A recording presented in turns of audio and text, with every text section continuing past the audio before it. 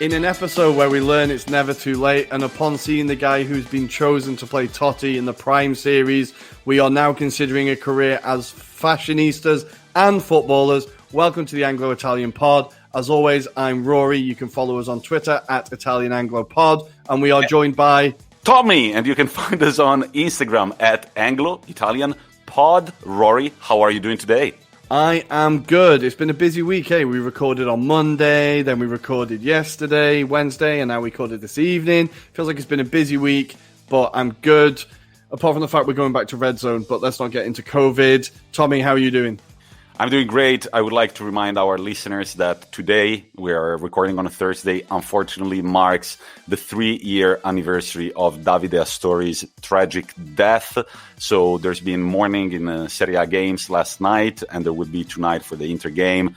The game will probably be stopped at the 14th minute because number 14 was the jersey of Fiorentina's former captain.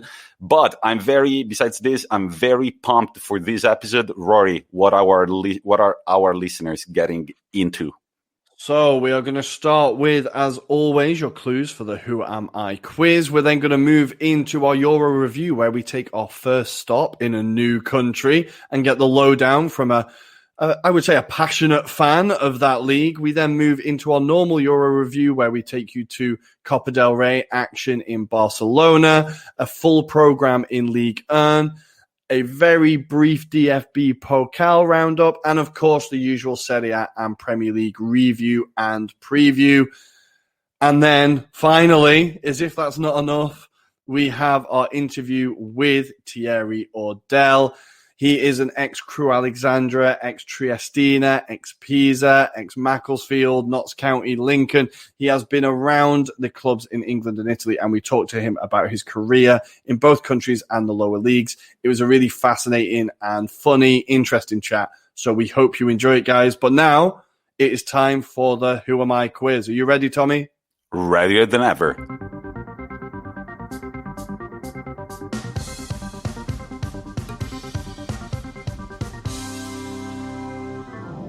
Hello, listeners. It is the Who Am I quiz time of the week. And this time it is my turn to quiz Tommi. Tommi, last week I made light work of your player as I got it almost instantly-ish. How are you feeling this week? How do you think you're going to do? I don't know. It's episode 30, and I think that episode 30 calls for a solid win. So let's see. I mean, Inter are playing tonight. I'm fueled up. I kind of want to emulate what my boys, I want to show the direction to my boys. So I'll do my best to try. Nice. You want to set an example, win early doors, all those cliches. Yeah, 30 feels like a bit of a landmark. I don't know if it is. Maybe it's just a nice round number. Yeah, isn't that your age 10 years ago? Oh, 1 year ago, listeners, just in case you were wondering. Tommi feels smug because he's 2 years younger. Is it 2 years younger? I don't know. Yeah, 3 years. I actually feel very smug because all of my friends are older than me. So I kind of see the 30s, like everybody turns 30. By the time I will turn 30 in 2 years, it won't even feel that big of a deal. It's a great strategy. Thanks, Mom. Definitely lowered the tone now. I definitely feel a little bit more depressed, so I hope you get it wrong. But are you ready for your clues, Tommi? I am. So just to remind our new listeners, Rory, what hints are you going to give me to make me guess the mysterious player of the week? So in this quiz, as you may have guessed from the title, you have to guess which player I am pretending to be. And you have a certain amount of clues. These clues are how many caps they have for their country and the goals, which club they have spent the shortest amount of time at, how many total goals they have in their career, and 3 of their teammates across their career. I feel like I say career a lot, but yeah, in chronological order, the 3 teammates, very important. In chronological order, yes. They better be. They better be. I will sue you. All right. I think they are. So I'm ready. The club that he spent the least amount of time at is your cross-city rivals, AC Milan. All right, AC Milan. He has 58 caps for his country, notching up 9 goals. 9 goals in 58 appearances, all right. 58 appearances is not that many. That's the first thing that I'm thinking of. It's a decent. I don't know. If someone gets 100, that's impressive. So I think 58 is like not bad, right? Yeah. I agree with you. In his career, in total, he scored 52 goals. 52 goals. All right. And he has played with Romelu Lukaku. Big Rom. Adel Tarabt, if you remember him. Oh, I remember Tarabt. I remember he played for AC Milan as well. The guy was a baller, but no mentality. And finally, Deco. What? In chronological order, Romelu Lukaku. I believe so. In the second half of the show, we will clear up whether that is in chronological order or not, listeners. I think it is. That is in order of how many times he played with them. Is that good enough? Yeah, it's fine. Yeah. Okay. So, all right. Romelu Lukaku, Anderlecht, West Brom, Everton, Manchester United, and Inter Milan. With whom he won the title in 2021, in case you didn't know. Tommy, this is so going to bite you in the arse. You know this, right? At this point, I've already spoken my mind. I will just keep going like this, and it will make for some great audio clips. Adel Tarabt, I remember him at AC Milan, of course. And then I want to say that he came from France.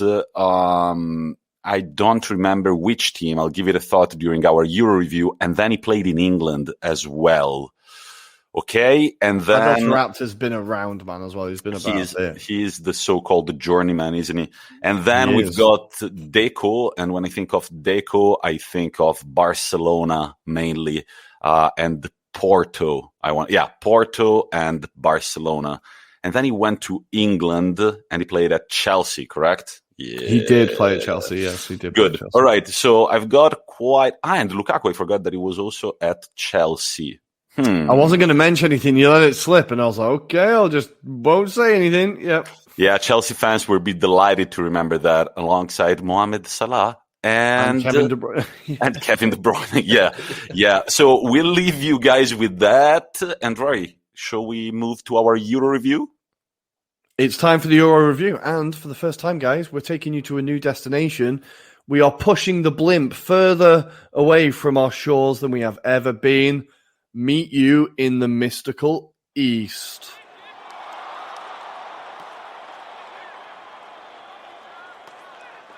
And the blimp has slowly made its first stop. And for the first time, we are hovering above the Bosphorus and the beautiful city of Istanbul.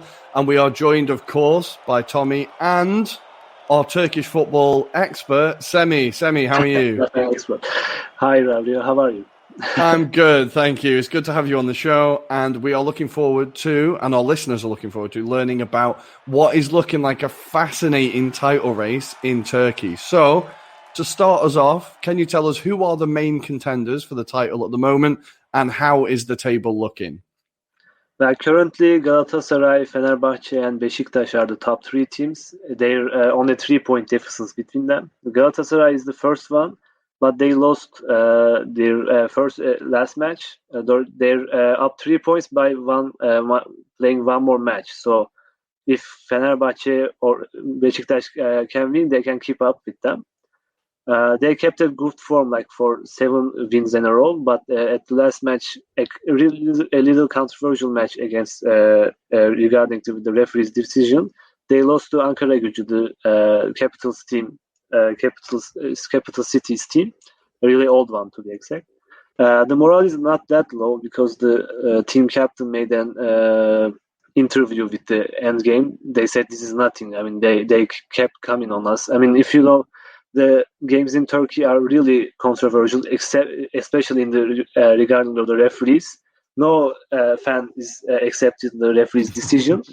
Also, the team captain Arda Turan, the former Barcelona player, maybe you know him. Also, he's played at Atletico Madrid, a national star. He was originally a Galatasaray player at his really young days. And at the end of his career, he came back to Galatasaray to be a team captain, to be exact. He kept the team's morale. I don't think the Galatasaray form will change soon after this defeat.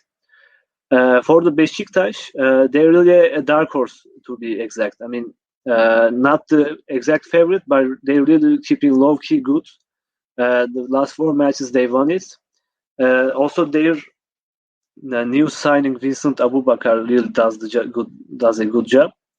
Like Galatasaray, Besiktas had a striker problem too, but they overcome it with Vincent Abubakar. He played on Porto, a really physical football striker. He can score one-on-one players, headings, really all-around striker. He also played in Besiktas like 4 or 5 years ago. When the Abubakar at the Besiktas, they won 2 championships. When he left the club, they never won again, like for 4 or 3 years, I guess. Their manager, also a former Besiktas player, Sergen Yalçın, is a national hero. The Sergen Yalçın played on Galatasaray, Fenerbahçe, and Trabzonspor, and Besiktas in all teams. All teams played. Sergen Yalçın played in all of them, but he considers as a Besiktas hero. He's also a relatively nice manager. He keeps a good philosophy of football. I mean, not like one-sided, all counter-attack or all pushing, all team press. He really knows the all dynamic tactic-wise. I mean, Besiktas is also a favorite for these reasons. Also, they loaned Cenk Tosun back from Everton. Cenk Tosun was always also a Besiktas player, a former Besiktas player, a really good striker. I mean, all Everton fans know him, I guess, in the last few years. To Fenerbahçe, at the first half of the season, Fenerbahçe was relatively good to the other Galatasaray and Besiktas, other rivals. But last few weeks, they lost 3 or 4 matches to their rivals and other teams. So they have a downward form. I can say that they have a downward form graph. They also lost to Galatasaray at their home station, which is a really, really big thing in Turkey. I mean, you cannot lose to a rival in your home stadium, especially if you are a Fenerbahçe fan. But their Samatra, I mean, this Equatorial Guinea, he's from Equatorial Guinea, striker. He played relatively good in the first half of the season. He got injured, but he got back again and continues scoring goals. So all in all, the new strikers or the coming back strikers doing a really good job for all 3 teams, and they will be the main title to how do you say that? Affect the championship tie. Who will win the championship? Abu Bakar or Mustafa Mohamed or the Samatra. Also, the Fenerbahçe signed the Mesut Özil. I mean, everybody knows that. I think if you're following the Turkish Super Lig. Rory, especially. Yeah, well, a few of our listeners will be keen to know. So, obviously, at Arsenal, it didn't end particularly well for Mesut. Yeah. And I think we all hoped that Turkey would be a fresh start for him and he would get his groove back and we would see the great player that he is. How is it going for him at the beginning of his career in Fenerbahçe? Well, the beginning was a really rough start, a rough patch for him. I mean, you wouldn't expect a player from Mesut Özil to play that bad, especially with this expectation to him. I mean, it was a national hero in Turkey. He's a Turkish national. He plays in the German national team, but originally he's a Turkish man. His transfer to Galatasaray, the Fenerbahçe was really a sensation. I mean, all the celebrities, all the government employees were celebrating on Twitter or something. All the celebrities put him on the TV shows. I mean, it was really a sensation to welcome back to a Turkish national star to Fenerbahçe. But as I said, he couldn't meet the expectations in the last few matches. But I'm sure he will keep his form. He will keep his form because we're talking about Mesut Özil, not an average player. He was a world-class player at Arsenal. But the Fenerbahçe has also a central attacking midfielder like Mesut Özil, the Josef Sosa. Do you know him? Yeah, I think I've seen the name. Yeah. Yeah, he's also a really talented central attacking midfielder. So the Mesut Özil wasn't really a must transfer for Fenerbahçe in the position wise, but we all know that Mesut Özil will be a huge help to Fenerbahçe. So what can we talk about next? No, don't worry. That's good. That's good, No, Tommy. that was super in depth. Thank you so much for that. I was wondering what on earth happened to the revelation of this year's European football, Istanbul Başakşehir. They're sitting 17th at the moment, just on even points with Büyükşehir in the relegation zone. So what happened there? First of all, let me explain what Başakşehir to our listeners. The Başakşehir was a relatively new team in Turkish scene. The Istanbul municipality has a football team called Istanbul Büyükşehir Belediyespor. After some renovations, some businessmen purchased the Başakşehir and started to rebuild the team with the new name Başakşehir. They also really close with the current government party, so they have really support from the state subsidies or other things to get a fresh start to get good players. Prior to their championship last year, they always kept at the second place or third place. They get a good form. Their manager, Abdullah Avcı, the former Turkish national team manager, he created a good team, a robust, nice first 11 also. But they couldn't manage to get a championship in this last 6 years. They always get second or third or something. After the Okan Buruk, the new manager, the former also now, took on the role of manager position. He's a former Galatasaray player. He became manager really at a young age. He's like 35 or 40 years or something. He was, I think, the second team of the Okan Buruk, but he managed to get a championship for the Başakşehir. So everything was good for them. However, they lost some key players. I like İrfan Can Kahveci, the new new transfer for the Fenerbahçe. So some few key players and a few Okan Buruk left off the manager of the Başakşehir make them really good team to turn into a really bad team, as I can summarize. Also, they don't have a really large fan support like other Istanbul teams like Galatasaray or Fenerbahçe. As I say, it's a really relatively new team. Their fan base is not larger like Galatasaray or Fenerbahçe. But the main reason why Başakşehir is down at the table because of losing Okan Buruk, I guess. At the first few matches, Okan Buruk managed to get a few wins but also few losses. So they changed the team squad. Also, they decided to not work with Okan Buruk anymore, even though he won the last year championship, which is really often thing in Turkey because if you manage to get 6 or 7 losses in 20 matches, the fans or the board will sack you. I mean, being a manager in Turkey really hard. I mean, especially for some teams. For example, Galatasaray is really has draconian measures against managers. I mean, if you play bad, you're sacked. I mean, the fans are really ruthless.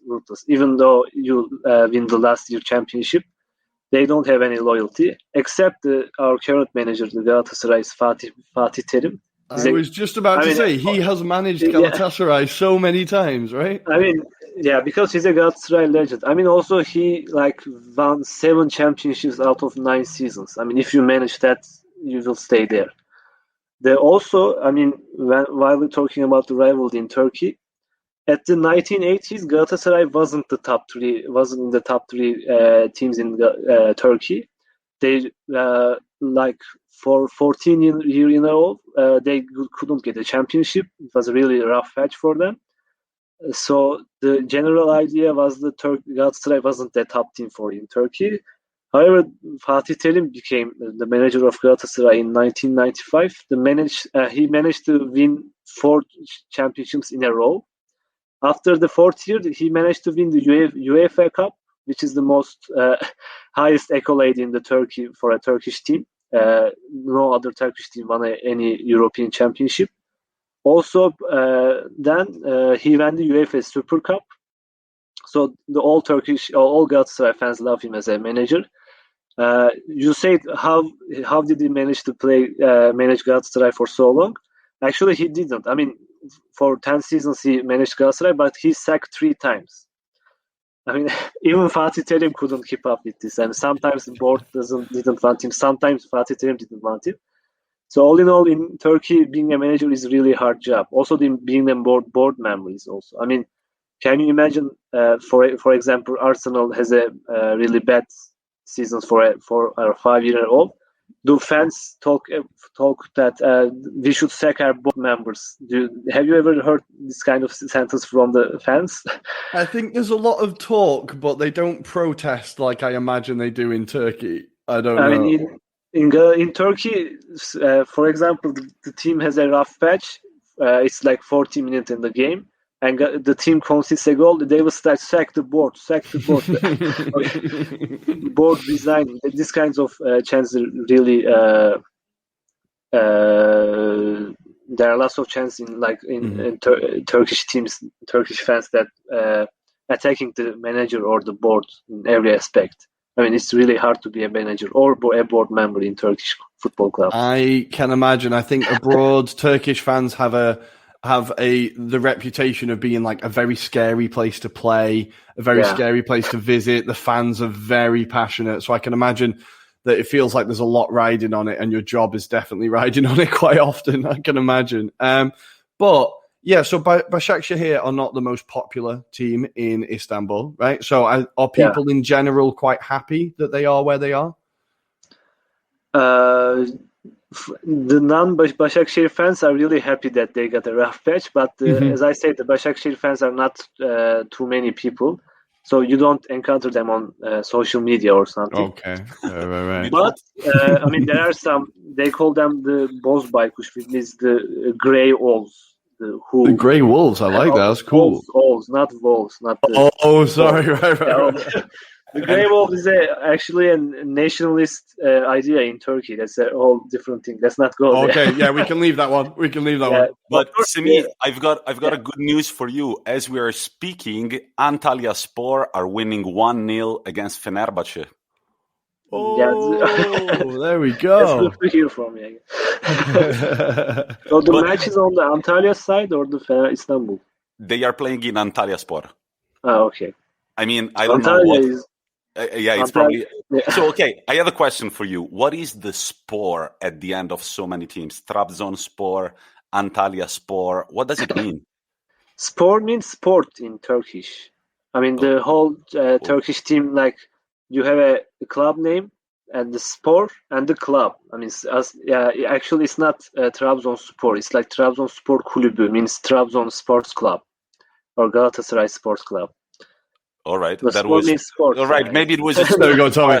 Well, sometimes the simple questions need to be asked. Don't worry about it. Sometimes they need to be asked. But before we kind of take this and we wrap it up, we want to ask you a few questions about who. So starting with, who has been the player of the year so far in the league? Who has been the standout player? I mean, Mustafa Muhammed, like, he played few games, but he really make an impact. I mean, it's like a flying start in 4 matches or 5 goals is a really big team. You can say who. Let me think about that. The Fenerbahçe is Samatra, but he was injured for a long time.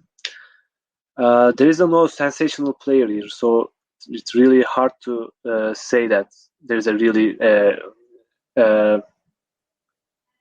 No, I think there is no answer currently. I mean, maybe the new strikers, the Abu Bakar or Mustafa Muhammed, will be the player of the year, but there is no really player that makes a difference. Okay. Also, you can see it from the standing points of the clubs. There is no really huge difference between clubs. So there's no the top 3 teams are really nice, but not that good. I mean, the point average is nice. So all in all, the average football quality is lower than the prior seasons in Turkey right now. Most of the fans are not satisfied with their team's performance. in the football-wise, not the point-wise. Yeah. And Rory, did you have another question? And just the penultimate question is going to be: which team has been the biggest surprise this season? Which team has surprised the most people? I mean, it's the Başakşehir because they were the champions of the former year. So being at the 17th place at the half of the season is really a surprise for them, for all of the sides. Because at the beginning of the season, the odds of Başakşehir become a champion was really low in the betting sites. Mm-hmm. So lots of people got maybe angry at the Başakşehir because of this odds. I can imagine a lot of money has been lost. A lot of money has been lost. Yeah. And finally, Semih, before we let you go, of all the games this season, if you had to tell our listeners to which this weekend, if you had to tell our listeners to watch one game this weekend, which game do you think would be the best to watch? The Galatasaray-Sivasspor match or the Trabzonspor-Alanyaspor match, because Galatasaray lost prior week's match, and they're really angry about the ref situation. So they really become high morale. I mean, they got worked up. They wanna beat the next opponent. So I think it will be a fun match. Also, the Sivasspor Galatasaray matches in the history always has lots of goals. I don't know why. I mean, also the Sivasspor has a really a nice statistic with their home matches. Most of the time, Sivasspor beats a top team at their hometown. They play the rival at the second half of the match at their stadium. All those matches become really outstanding matches because lots of fouls, lots of goals. So in all, we can say in general, Sivasspor matches against top team, Galatasaray, Fenerbahçe or Besiktas, always nice to watch. Also the Trabzonspor, Alanyaspor playing really nice this year. I mean, not in the point-wise, but their football quality is something to watch. They really go on the whole-on attack, even though they don't have that much players to keep up this pace. Trabzonspor also wants to put an end to their not so going well form. So that match is also something to watch, I guess. Beautiful. Good. There's plenty of options this weekend. I think I might tune into the Sivasspor Galatasaray game. I think that sounds like a good watch. So thank you, Semih. Thank you for coming on. Next time we need a Turkish football update, you will be the first person we call, right? You will be back. I hope there is no second person also. Thank you so much for your time, Semih. It was very nice. And that was great. I feel like that was a really great chat with Semih, I believe is how you say it. And it kind of sounds like he's more on top of his football shit than we are at times, doesn't it? Knows his stuff. He kind of went hard with the details, which is good. So I feel like now we are fully caught up with Turkey, and we will be ready to keep an eye on that fascinating title race. It looks like it's going to be an interesting one. Yeah. I don't know. I'm going to call Galatasaray.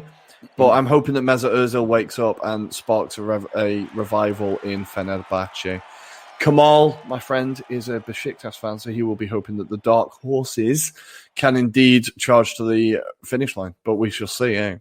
We shall see. Where are we? What direction are you taking on the blimp? You're at the wheel. Where are we going, Rory? We're going to go west, much like the famous song by the Pet Shop Boys, I believe. We're going to go west and take it to Madrid.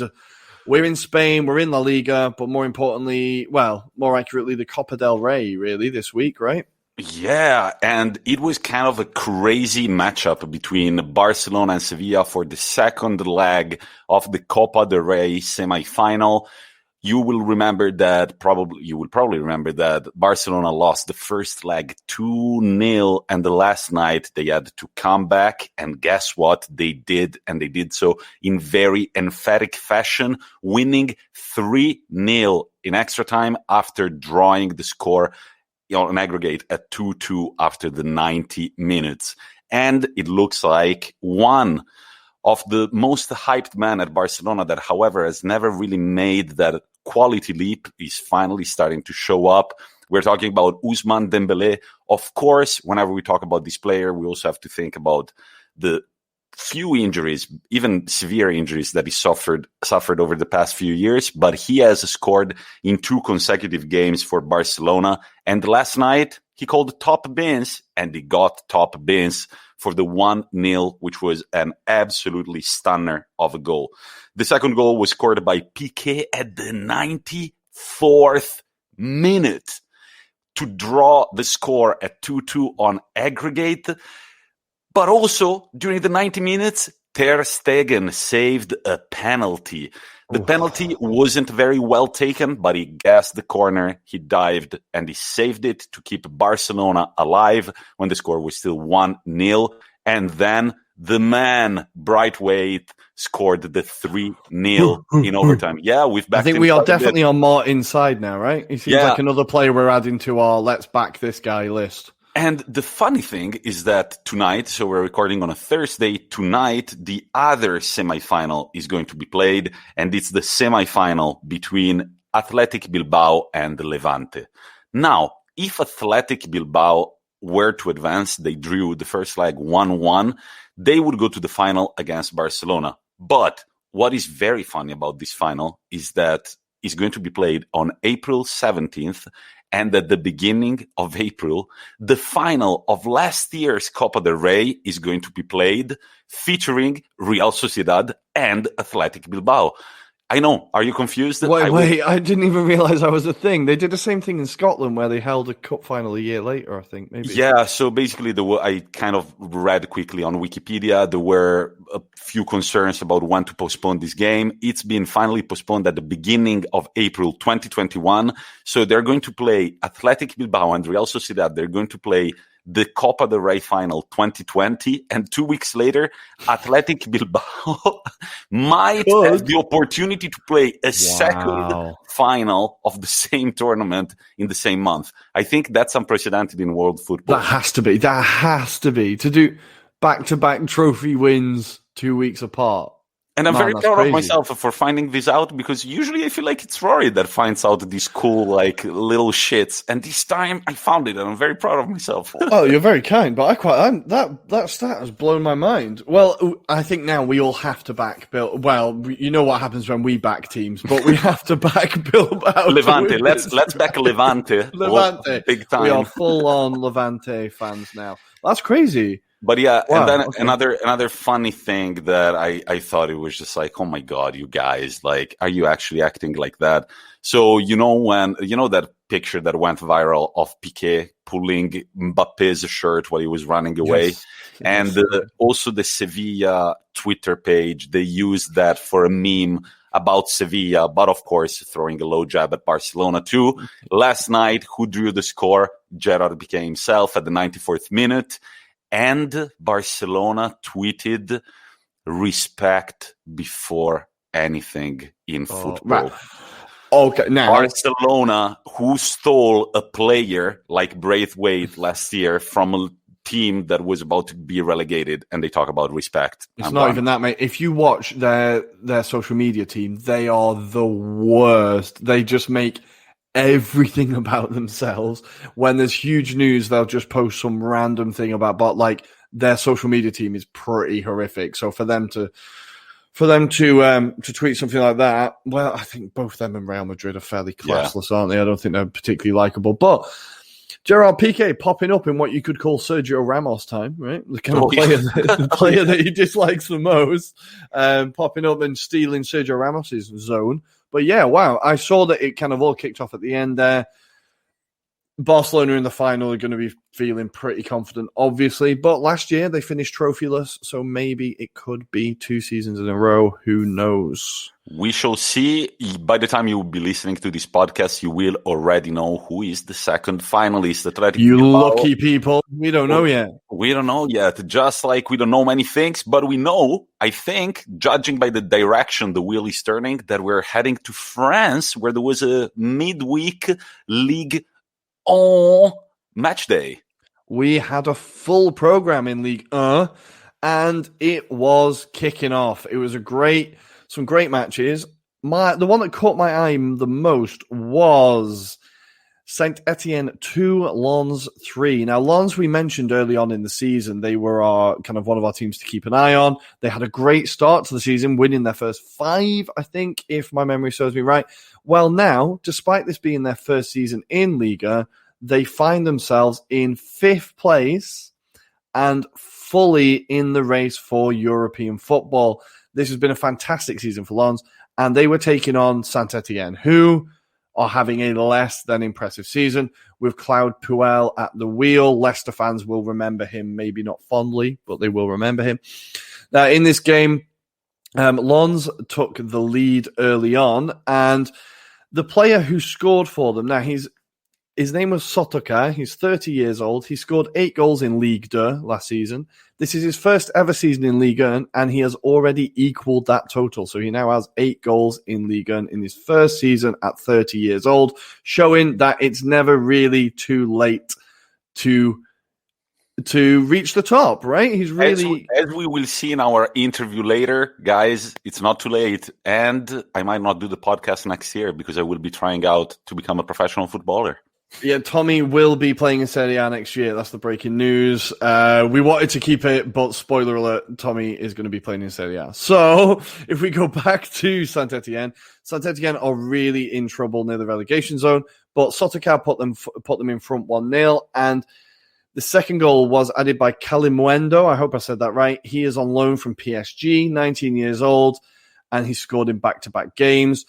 Lens then went 3-1 up, putting the game to bed, and Saint Etienne managed to snatch one back right at the death.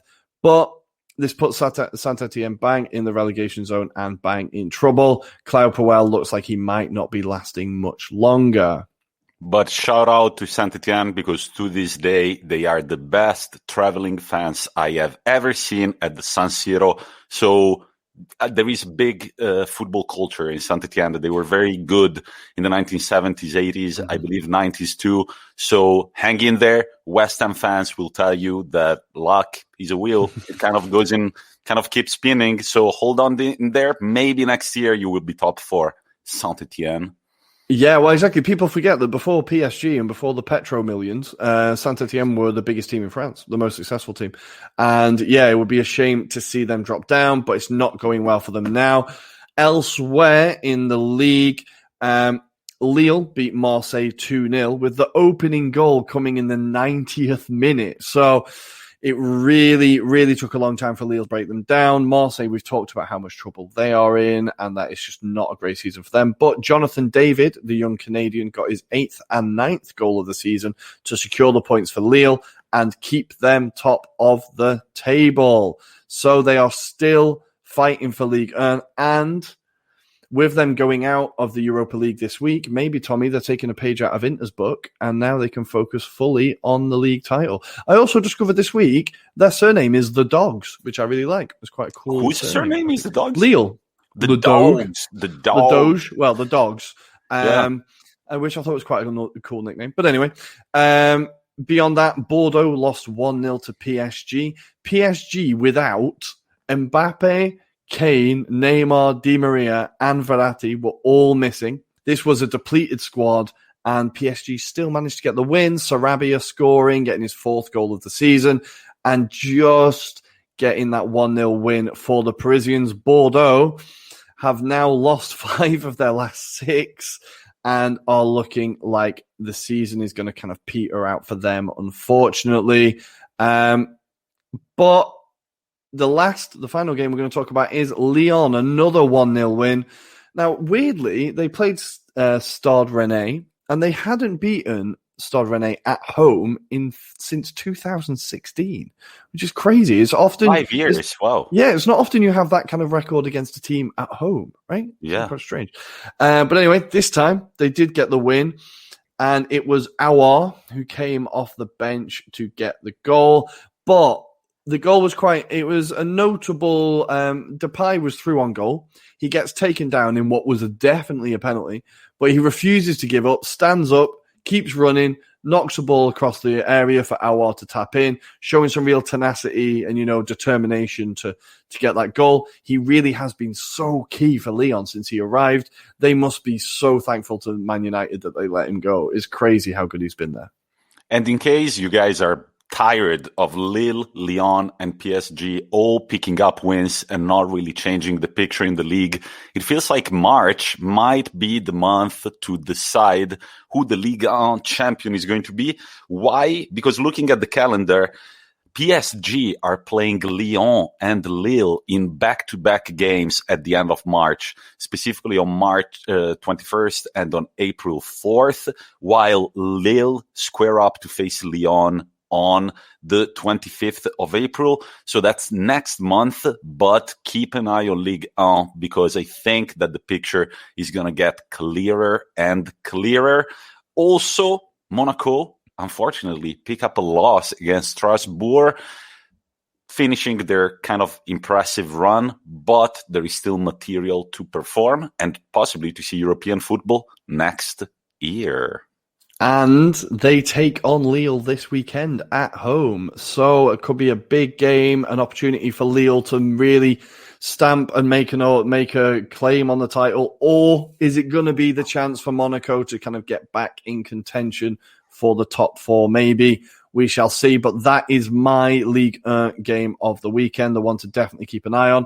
Beyond that, the other game I think will be worth a look at is Lens versus Metz. Now, like I said, Lens are the surprise package of the season, but if there's any other team shortly behind them, it is Metz who are the surprise package. So this is 5th versus 6th. They are 3 points apart, and they are both hunting for European football. So this could be a interesting one. That is Ligue 1. Tommy, are we ready to go? Where can we go to now? Are we going to... Let's go to Italy, I guess. I think it's time to review some Italian football. Or should we do Germany quickly? Germany quickly? There was no German action. We had DFB Pokal action. Ooh. And we're going to very quickly go through. So we had the quarterfinals of the DFB Pokal. Dortmund beat Mönchengladbach 1-0 in Gladbach, a Sancho goal, now his 12th goal of the season. Jan Regensburg versus Werder Bremen was postponed. That will be played at a later date to be decided. Essen, who were playing the 4th tier of German football, managed to get to the quarterfinal, which I was really impressed by, but they were knocked out by Bundesliga 2 Holsten Kiel 3-0. Holsten Kiel are also second in Bundesliga 2, so they are having a great season, chasing promotion and getting to the semi-finals of the Cup. What a season. And the final tie was RB Leipzig beating Wolfsburg 2-0, goals from Poulsen and Hwang. The semi-finals are going to be Leipzig versus Holsten Kiel and Dortmund versus the eventual winner of that postponed game. My games of the weekend in Bundesliga are, this week we have Der Klassiker. We have Bayern versus Dortmund on Saturday at 4:30. Followed by Mönchengladbach versus Leverkusen, Hertha versus Augsburg in a relegation battle, and Freiburg versus RB Leipzig in a European top-of-the-table clash. So not much action in Germany this week, but this weekend should be action-packed. Sorry, Tommy, now we are ready to take the blimp to Italy. The blimp is going crazy because I didn't preview these weekend's fixtures in La Liga, but there is only one really that you want to keep your eyes on. The two teams of the capital finally meet each other at 4:15 p.m. on Sunday, March 7th. They're going to play at the Atletico Madrid home ground. We shall see who comes out winner. It's going to happen. I said we shall see. Watch it. Yeah, just watch it. Watch it. So, if we're ready, Rory, if you allow me, we can go to my home country of Italy. And we had quite an interesting midweek round of fixtures as we await for the mighty Nerazzurri to take on Parma in just 2 hours from now. Are you nervous? I'm nervous about every single game from now on. I said it and repeated it. We are our own enemies. So, I mean, we really are our own enemies. Parma have not been performing at all recently, even though, yes, they have drawn 2 games, consecutive games in their last 5, and they're back to scoring ways. And it looks like Graziano Pellè might get a start for the Giallo Blue tonight. Oh, good to see him back. If we're going to talk about beautiful men in football, he's up there with Giroud, right? Yeah, he's up there, but he's not quite the same player that Giroud is. Unfortunately, no, well, that's true. He was good for Southampton for that first bit. He was really good for Southampton. When I met him at Harrods in London, that was a very funny story. But yeah, I did meet him, and I have a picture with him when he was scoring bicycle kicks like crazy. That was the first goal that came into my head as well. I was like, he scored some great goals. He scored, I think there was like a spell when he had 3 consecutive bicycle kicks in 3 games. But why is this game so important? Because it could put Inter 6 points above AC Milan, who snatched a draw at the very last breath of last night's game versus Udinese. I'm going to say not snatched. I'm going to say were handed a draw by who was it? I've forgotten now. Udinese? No. Yeah, Udinese, yeah, it was man. Udinese, right? So the first half, it was actually more AC Milan dictating the rhythm of the game, however, never looking very threatening. While in the second half, Udinese kind of took the wheel, and they were the team who was pushing more, and they found the winning goal, apparently, thanks to Rodrigo Becao, a defender who scored 2 goals in Serie A, both against AC Milan. So last year... You gotta love that. You've gotta love that. You gotta love these stories. Last year, the first game of the season, AC Milan, Udinese, 0-1. Rodrigo Becao comes back to the San Siro to play AC Milan, scores his second career goal in Serie A. But at the very last second, the Udinese defender, I believe Stiger Larsen, I don't know what he did. Jerome Boateng did something similar in the Euro Championship in 2016 against Italy. He just jumped like a dancer with his arm up high. It was really at the final second of the game. That was a clear penalty. AC Milan's 16th in 25 games. What the fuck? It's insanity, man. But also, quickly, guess who has Striger Larsen in fantasy? Rory Criscuolo? Is that you? Yes, I do. Of course I do. And talking about Rory Criscuolo and his fantasy football, was Dragowski ha subito un gol times 2. That happened again with Fiorentina losing 2-1 to Roma. Kind of an interesting game. Spinazzola scoring a beautiful goal for Roma, and then also scoring an own goal for Fiorentina. That was so unlucky. You can see what he was trying to do, but he just punted it right into the roof of the net. He punted it like that was class own goal. But then Amadou Diawara scored a brilliant goal to give Roma the win. And you just have to look at the play. He gives the ball to the right side, to the right flank, and he's outside the box on the left side. And then he makes the perfect run, goes past like 2 or 3 defenders. He gets the ball back. Very easy goal. Initially ruled out, but then they checked on VAR. And of course, it was onside. I've not heard his name in a while. Has he been out for a while? Amadou Diawara, I feel like he had an injury, and then there was a problem. He's played 11 games this season, so he's not constantly been there for them. But last year, he was kind of crucial for Roma. I feel like he was a key player last year, right? He was playing a lot. He's a very talented midfielder, in my opinion. But this confirms that Roma are a solid team when it comes to teams from the 7th position on. They simply cannot pick up points against big opponents. While I was reading this stat, they've picked up 43 of the 50 points available against the teams from 7th below, while against the top 6 teams, they've picked up only 3 total points. So I guess that's something is clicking there, but if they want to play European football next year, which is what they're pushing for, and they're currently sitting in 5th position, only 2 points behind Atalanta, I think that they need to learn how to beat bigger oppositions. But the other interesting games from this midweek action on Tuesday night, we had Juventus steamrolling past Spezia 3-0. I wanted to praise Cristiano Ronaldo because sometimes you see Messi play and it kind of feels like time is catching up with him. But Cristiano Ronaldo, I mean, the way he controls the ball, he creates space, he does those movements. It really feels like he's never really aged. It feels like the good old Cristiano Ronaldo. And if Juventus are having problems this season, it's definitely not because of him. I was also very impressed by Federico Chiesa's goal. Yeah, that was a nice goal. I saw that. That was a nice goal. He kind of shot. The shot got saved by the goalkeeper. Then it was on the ground, and he had like this. He kind of like twitched on the ground and still scored, which is very good news for Mancini and the Italian national team looking up to this summer's tournament. Sassuolo-Napoli, 3-3. That was another thriller of a game, with Ciccio Caputo giving Sassuolo the draw at the very last second. I mean, Napoli, they kind of dig their own grave at times, and they did it twice last night. Two very bad defensive mistakes cost them 2 goals, the second of which was the penalty. I feel bad because you kind of see that they are potentially a pretty good team, but they keep, ruining their own games. So I don't really know how to feel about it.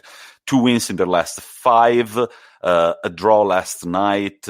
As we said, we don't think that Gattuso if he's going to finish the season, I don't think that he's going to have another one at Napoli. Cagliari picking up their second win in a row since sacking Eusebio Di Francesco, who had picked up his last win on November 7th. So talk about a little revolution. Sometimes, even though it doesn't always work that way, it's kind of good to bring someone new mid-season, a breath of fresh air, and things are starting to turn for them too.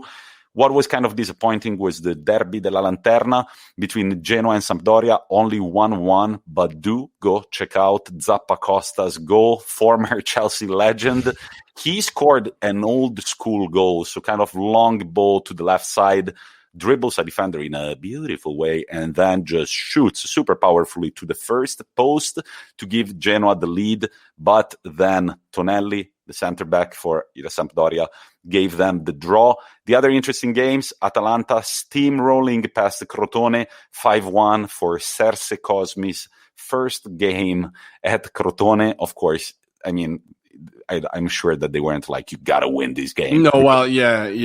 You're playing Atalanta. What's interesting is that Atalanta are now even on goals scored together with Inter at 60. Inter, of course, have a game in hand tonight, but we shall see. Atalanta play beautiful, beautiful football still. And then Benevento Verona, 3-0. Benevento kind of going through a difficult period. They've drawn 3 games, lost 2, and they haven't won 1 since January 6th, while Verona are starting to look at European football with some interest. In fact, they are only 6 points behind Napoli. I think that it's going to be a very intense ending of the season. And of course, tonight, Inter Milan have got the big opportunity to make it a big gap between them and AC Milan, still sitting in second place, followed by Juventus, who've got a game in hand. But finally, we know the day that they're going to play against Napoli, March 17th. Write it in your calendars. Juve's game in hand is finally going to be played. We apologize. Nice. We can finally, I think. We apologize if today we're speaking kind of fast about the Euroreview, but we've got a big guest coming up later, and he's got a lot of things to tell you, so we don't want to bore you. Yeah, we're kind of running through things quickly, but that chip on the shoulder of those kind of potential 3 points for Juventus could slowly drift away, hopefully, or it could at least be settled, right? It could be settled, and you know where you're standing. I think knowing where you stand is always better.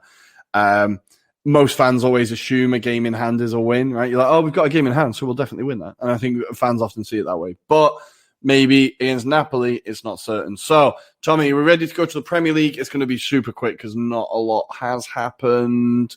But Premier League, let's go. So, I heard that Manchester United don't know how to attack anymore, right? And I think it's going to be an interesting matchup with AC Milan because there are two teams that impressed a lot in the first half of the season, and right now they're sort of going. I'm going to trigger a load of Man United fans now and Milan fans, but they're both teams that rely on penalties as well. Oh, boy, here we go. So, allegedly or not allegedly? Allegedly. But should we start with Manchester United and just get it out of the way?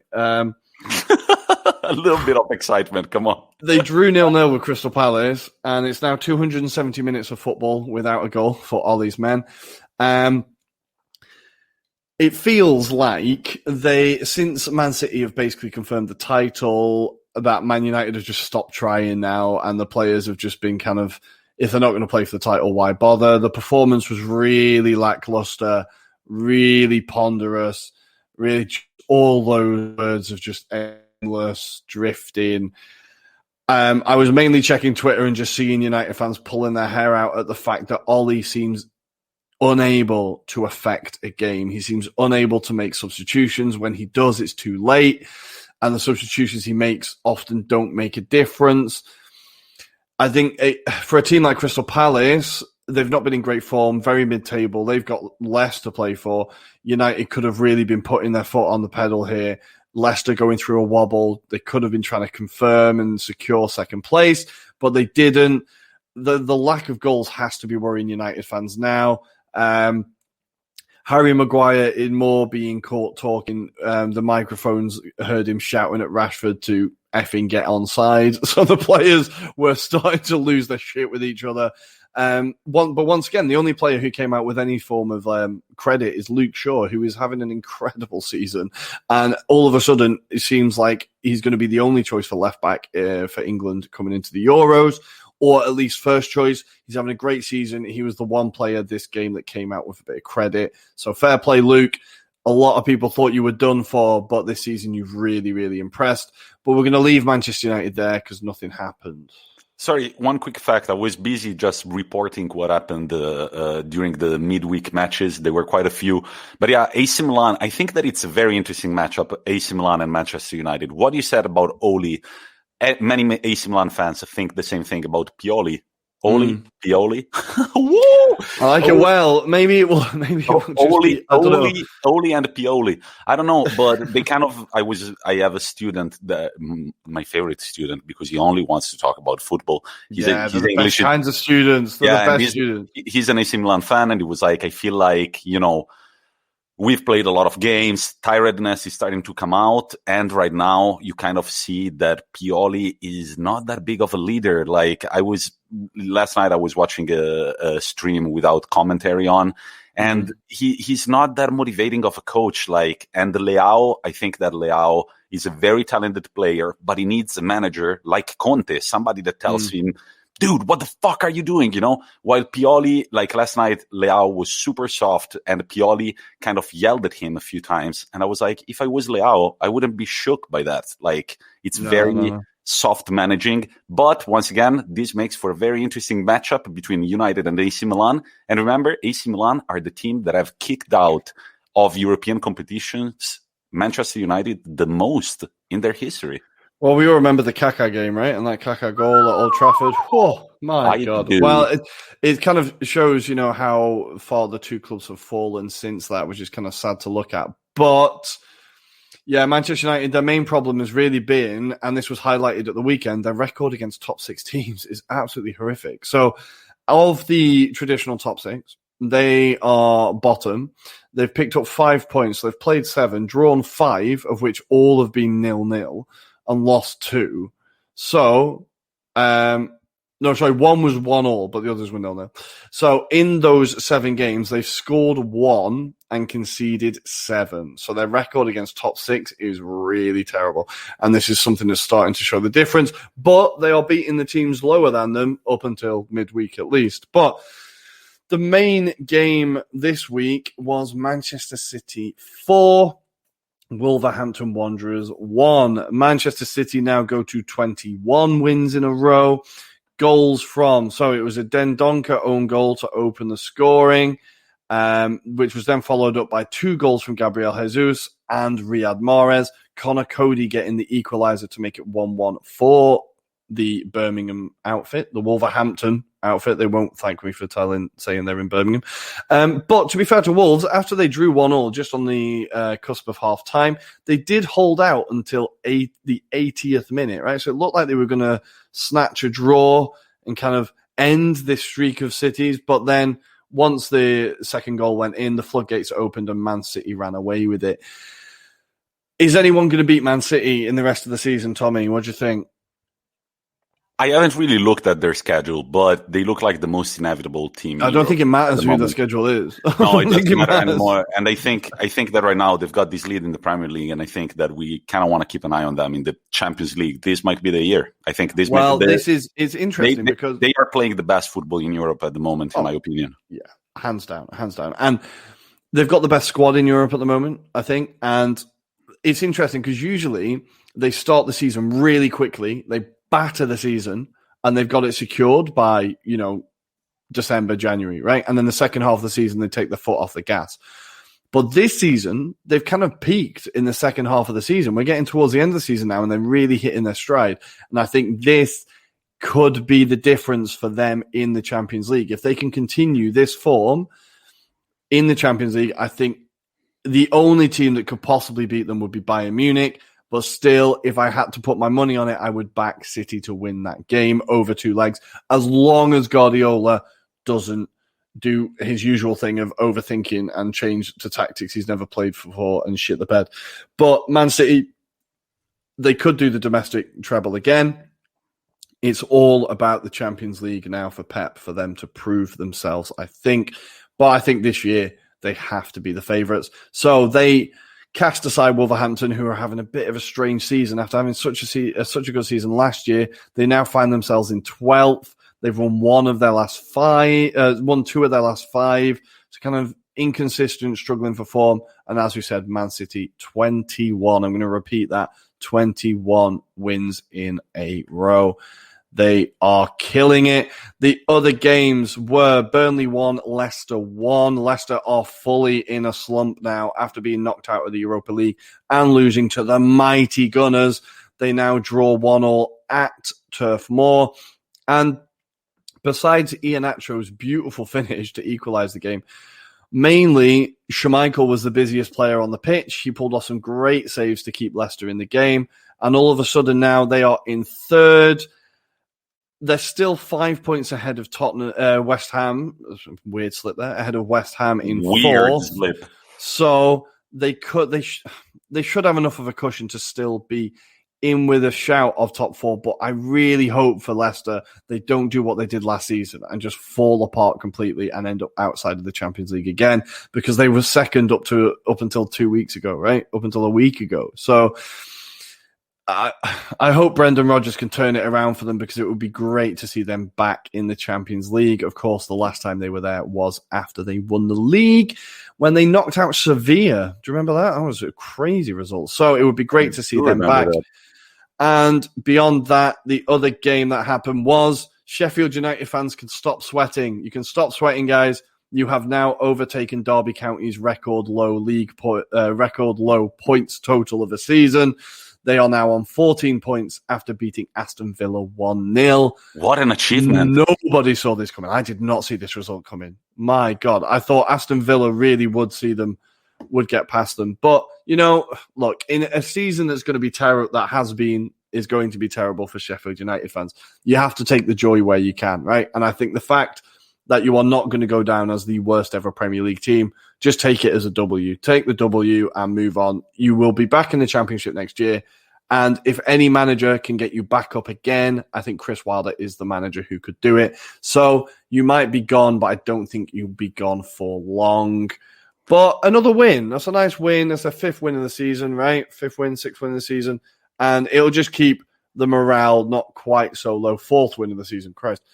The morale won't quite be so low at Bramall Lane.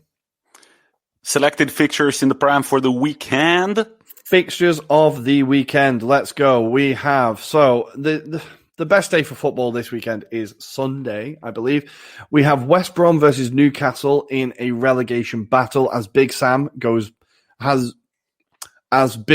faces his former team as they come to the Hawthorns on Sunday at 1:00.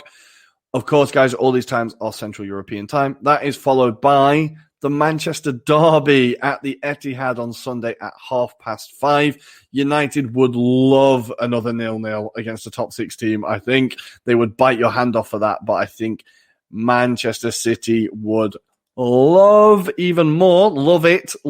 to get 22 wins in a row, and I'm going to back them to do so.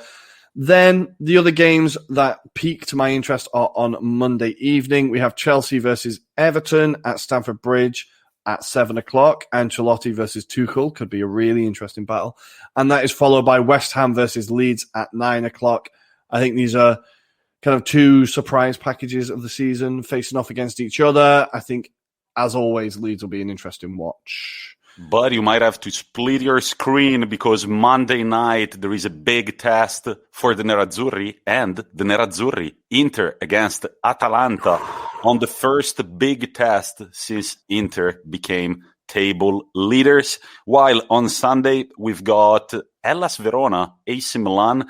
Keep your eye on that one. It could be very interesting. Also, Roma-Genoa at 12:30 Central European time. I'm going backwards from Monday to Saturday. Yeah, I was all over the place as well, don't worry. And, well, thank you. Maybe the listeners don't think the same thing. But on Saturday night, 8:45, another classic Juventus-Lazio to start our Serie A weekend. And now I think that we're ready for a very exciting interview, Rory. Yeah, this is a great interview. It is, should I reveal it? I'll reveal it. Yeah, we are revealing it tonight anyway. We're revealing it. It's already been revealed. The reveal has happened. So we will be talking to Thierry Audel. He is a French footballer who has played across the lower divisions in both Italy and England. We talked to him about his career within the lower divisions, his career in the OZE youth system, the highlights, the lowlights of his career, the difficulties he's faced. He was a super nice guy. I don't think I've ever seen a happier person. He was really, really happy, right? When we started the call, he was picking his son up from training, so you may hear some sounds of cars in the background, but it was a great interview, and we want to say once again, thank you, Thierry, for coming on. And guys, enjoy the interview. Here we go.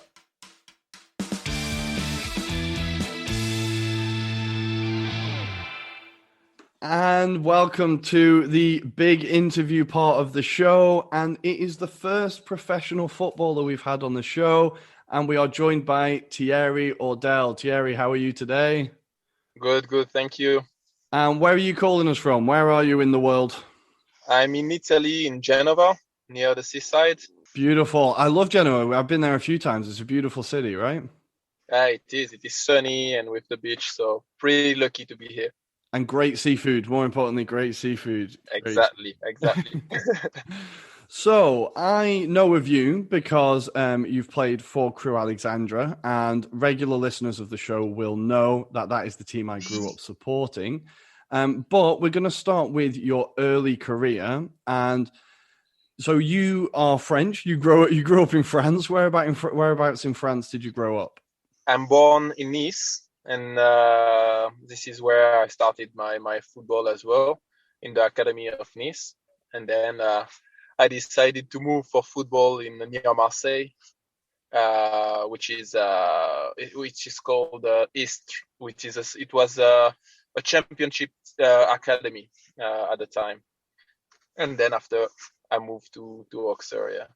So Auxerre was the first team I saw that I kind of I knew of, because I remember in the past they used to be in the Champions League. I remember them playing against Arsenal. Yeah. They're a big, well-supported club in France, right? Yes, it was a big club, and it was a big academy as well. It was one of the most famous academy in France at the time, where you have a lot of players who came out of the academy, like Djibril Cissé, like Younes Kaboul, Bakary Sagna, Abu Dhabi. All those players came from this academy, and so yeah, it was a very great experience, I have to say. Nice. How was it playing in an academy that was so famous? And did you happen to come through with any players that we might have heard of? So I was lucky enough to have I was more or less the same age as Younes Kaboul and Abu Dhabi. I was at school with Abu Dhabi until he decided to stop because he was already on the top of his football at the time. But it was at the beginning when I signed in Auxerre, I was happy, but I was a bit scared because it was really considered as the most competitive academy in France. And But most of those players, they are already players that I was watching on TV because they were making their first step in the first team, and I was happy to be able to be part of this, and I was hungry. I was hungry. That was the first time I would have lived from football, so that was fantastic. And I wanted to ask you exactly that. Yes, I'm here too. I didn't say anything until now, but nice to meet you and thank you for being here, Thierry. I wanted to ask you exactly that. How does it feel when you're just, a young man? You're very good at the sport that you play, but you're in one of the best academies. So I'm sure that you're very hungry to show your value, but at the same time, isn't that a bit intimidating? So at that early age, how do you cope with that? It was so the situation when you leave your team. My team was a championship academy, pretty small, and I was one of the best that season there. So when you arrive in Auxerre, you feel still like fully on top of your capacity. But when you arrive there, you realize that now you are at another level, and now you have player. I arrived there when I was 17. But there were players who were there since they were 10 years old. And all the work they've been doing all those years, I haven't done it because it was a smallest club, smallest structure where I was before. So I felt happy, but I also felt small because they were able to do things that I was not able to do. Like the head tennis. I never played head tennis before to arrive to Auxerre. The rules in Auxerre was every single Friday for 3 years, head tennis, 45 minutes. The first year and a half, I was shocking. I was absolutely shocking. And I was feeling uncomfortable. But after a year and a half, this is one of my favorite games, the head tennis now. Do you still play head tennis? Yeah, I do play. And now I'm going to play more and more because going toward the end of the career slowly, obviously there is a pitch near my house now, and I just want to play on the sun at tennis all the time. Yeah. So you are a center back, correct? Yes. So I think that head tennis could be pretty good to, sweep the ball from the defense and all that. Yeah, I mean everything with foot, everything. Nice. And I wanted to ask you exactly this: how did you become a center back? Did you decide that you wanted to be a center back, or was there a coach that saw your skills and said you would fit in the defense? So to start with, my dad was my coach because when I was playing in smallest regional teams in Nice, my father was my manager, and he was my manager until I was about 10 years old, and he put me center back just because I was able to kick far, to tackle people. That was my thing, and I was fast. So kick far, tackle people, and run. So he put me center back, and I was pretty good at it. And then when I was around 13, I wanted to play midfield, but I didn't have the opportunity. I don't know if the manager at the time thought I didn't have the ability, but that's fine. And at the end of the day, after when I signed for Nice, when I was 14, I realized that, I don't know, I started to like it, and I saw that I was good at it, and I decided to apply myself to become a better center back. Nice. So from Auxerre, the first team that you were given an opportunity at was Triestina. So how did that opportunity come about? And weirdly, I visited the Triestina stadium. It's an incredible stadium, right? It's an amazing, and they used to be in Serie B. So how did the opportunity come about, and how did it feel to play for such a historical club in Italy? So how it started is because on my last year in Auxerre, already if you're gonna be reconducted, the contract is gonna be reconducted or not. So I knew already we'll finish by maybe a contract, maybe not. So my agent at the time already started to attract some teams to watch me, and Triestina came to watch me a couple of times, and at the end of the day, they offered me a contract straight away when I finished Auxerre, 3 years. And in France, I only had the opportunity to do a year contract in Auxerre, but not professional. And for me, I just wanted to become a professional. So I said, I go it, even if I don't say a word in Italian, I just go. I just go. How did you like Trieste? Is it a good place where to live? I would say Cold. Trieste was, a bit cold, but the mentality was a bit special. But I would say in Italy, depending of the place where you live, the mentality changed quite a bit. So Trieste was a really nice place, but the mentality was a bit so-so. After I believe every player have his point of view about that, but I still enjoy to be part of such a huge club because it was in Serie B and it was really a great experience to be part of a team of this level. And what was your opinion of Serie B? So coming from Auxerre, you moved to Triestina, you start playing in Serie B. Serie B is considered in Italy a very competitive league. So when I arrived, honestly, I have to say that in Auxerre, it was such a high level that I felt very confident, very, very confident. And when I arrived, I didn't think it was that hard because at the time in Serie B, you had a lot of oldest player. So I was very athletic player, fast. And this is what was missing in Italy because there were old player with experience, very good on the ball, tactical, but athletically, not really. So I was able to make the difference on that. But I really liked the level because I was able to express myself with comfort, I will say, the first year, even though I had a lot of injuries. Nice. And what were your highlights of your time in Triestina? What moment kind of sticks in your mind if you think of it? So the highlight will be the third season. So the second season, I've been on loan in San Marino, and then I came back to Triestina.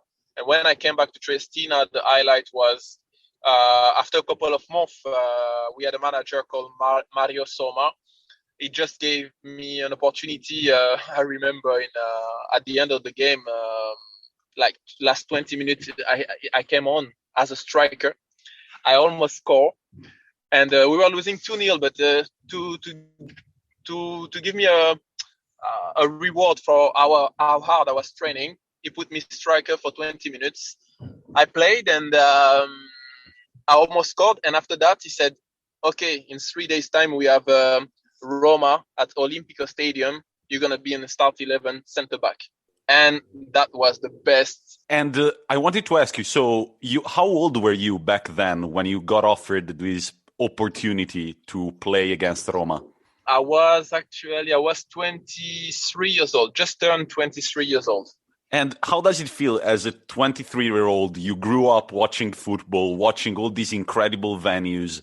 You go to play for Triestina, you're in Italy, surrounded by stars, but then you get your chance at the Olimpico, like, Russell Crowe in The Gladiator when he walks into the Colosseum.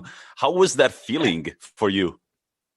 So the honest truth, scaring. Honest truth, scaring, because already I was, at the time when I played against Roma, I was not a start 11 in Serie B.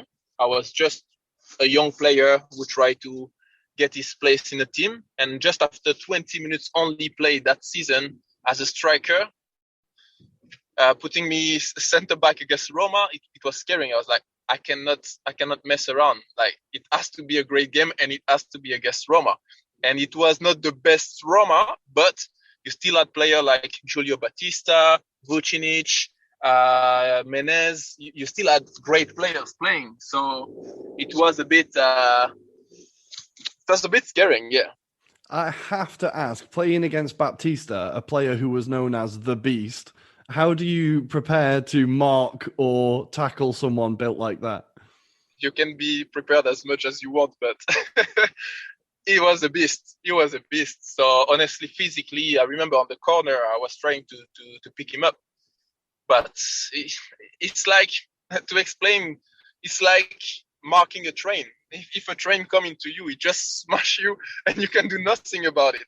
That was exactly the same for me because as I was young as well, so I was not completely formed physically. I was strong, but I was pretty skinny. So I have a picture on my Instagram where you can see the pictures with Julio Batista. I was pretty skinny. Yeah, I know. Some years ago I bumped into Nelson Dida. You remember the goalkeeper, right? We are almost the same. We're almost the same height, but he felt giant just because, like the big shoulders and the pecs and everything. And I felt there is the picture of us together. And I thought I looked all right. Then I looked at it again. I look like a little kid, even though we are exactly the same height. So would you say that game against exactly. Would you say that game against Roma was your highlight of your experience as a footballer in Italy? In Italy, yes. Because I never played against a bigger team than Roma in Italy, and but also for the way everything gone through. Like I was not a start 11, and I was young. That was the first chance as a start 11 for Triestina ever. And for me, it was huge in a stadium like this. Like I remember the sensation when you watch on TV a game and you see people talking between them, the players talking between them is easy. On the pitch, I was shouting, but they were not hearing me, and I felt like I had a kid's voice. I was like, "Hey, mark him!" He couldn't hear me. I was like, "That's not possible." On TV, it's not like this. So that's brilliant. I need to ask the important question. Did you manage to swap a shirt after the match? Of course. So I couldn't miss this opportunity. So basically during the game, Jeremy Menez, who was at the time in the national team of France, came on. And after I don't remember, there were a kind of injury, and I had the time to speak with Menez on the pitch during the game, and I said, in French, I said, "Listen, after you're gonna give me your shirt, right?" And he said, yeah, no problem. And after the game, he came to me to give me the shirt, and I appreciate that because for him it's nothing, but for me at the time it was something huge. That's incredible. I love the way you're telling these stories. You still have the smile that you probably had back then. And I love how you didn't ask to swap shirts. You said, look, you're going to give me your shirt at the end of the game.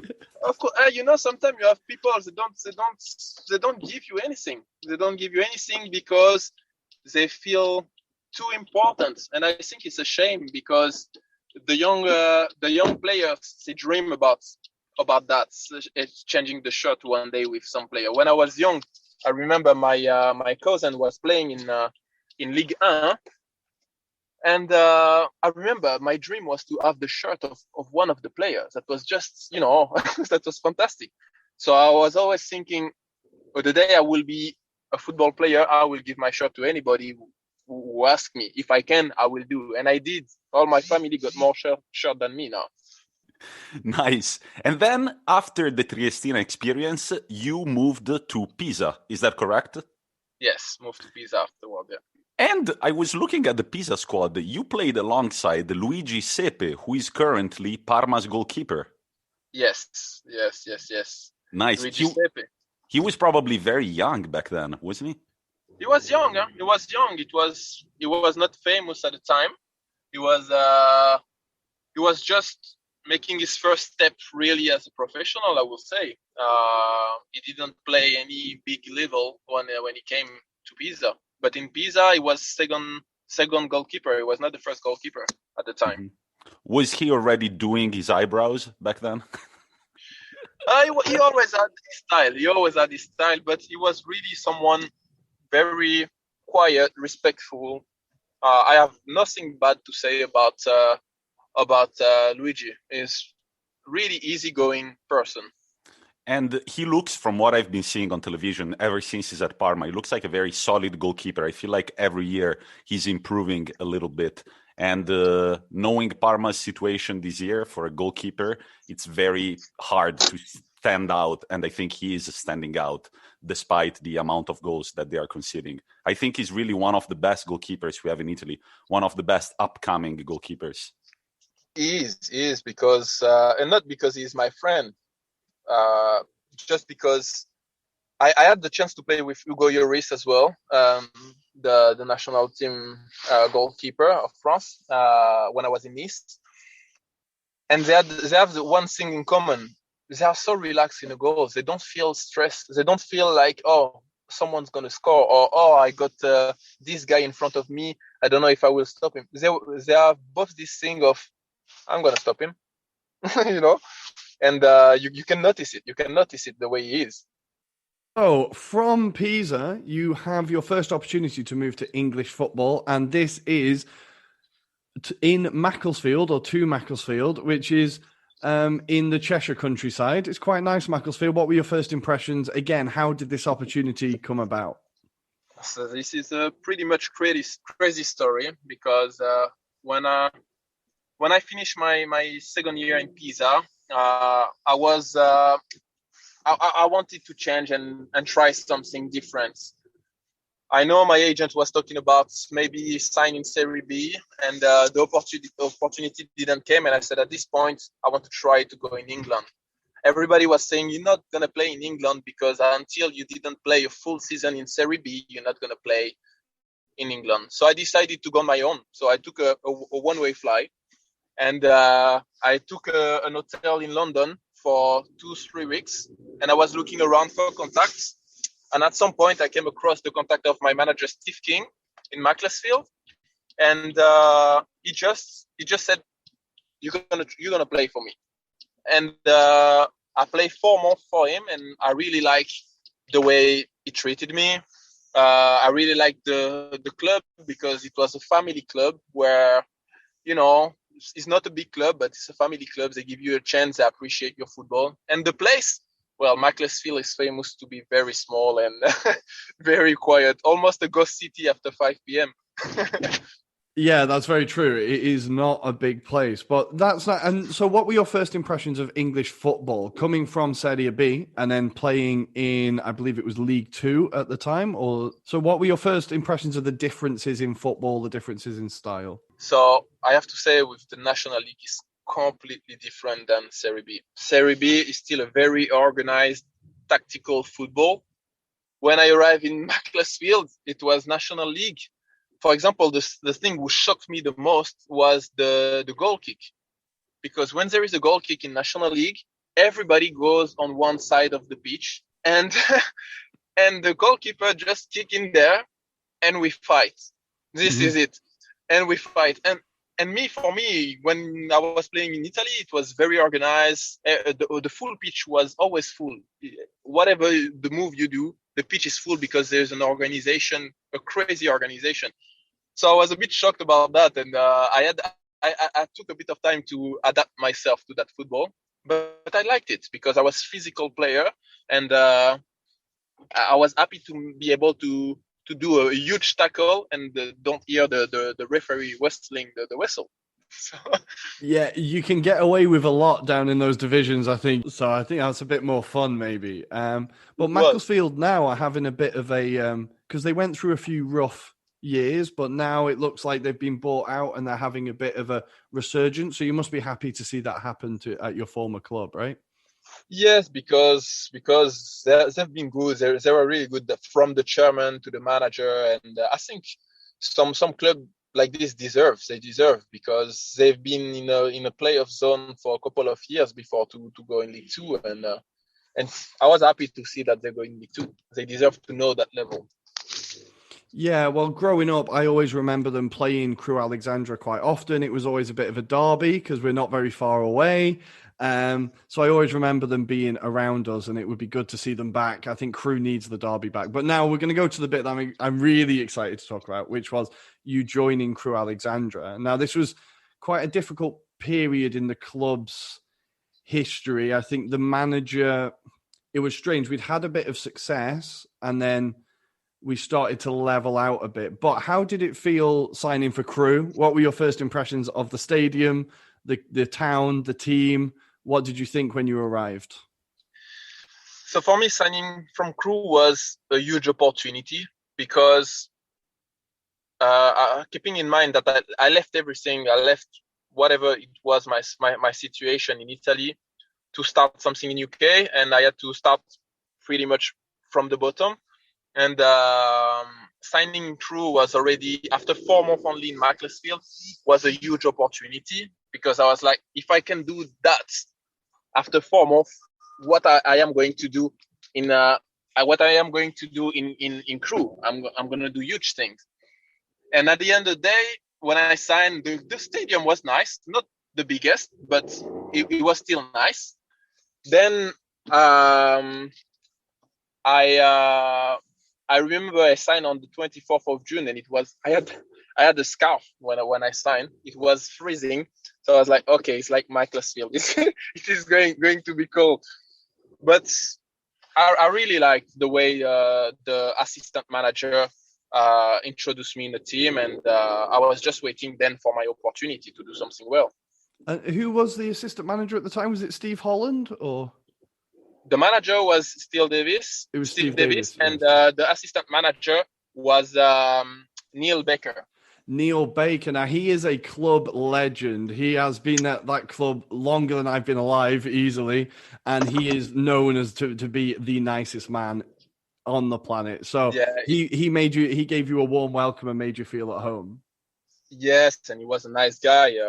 Also, he was not only a great assistant, but he was a nice guy because he was caring about the players. He was really trying to do his best, and I did appreciate that.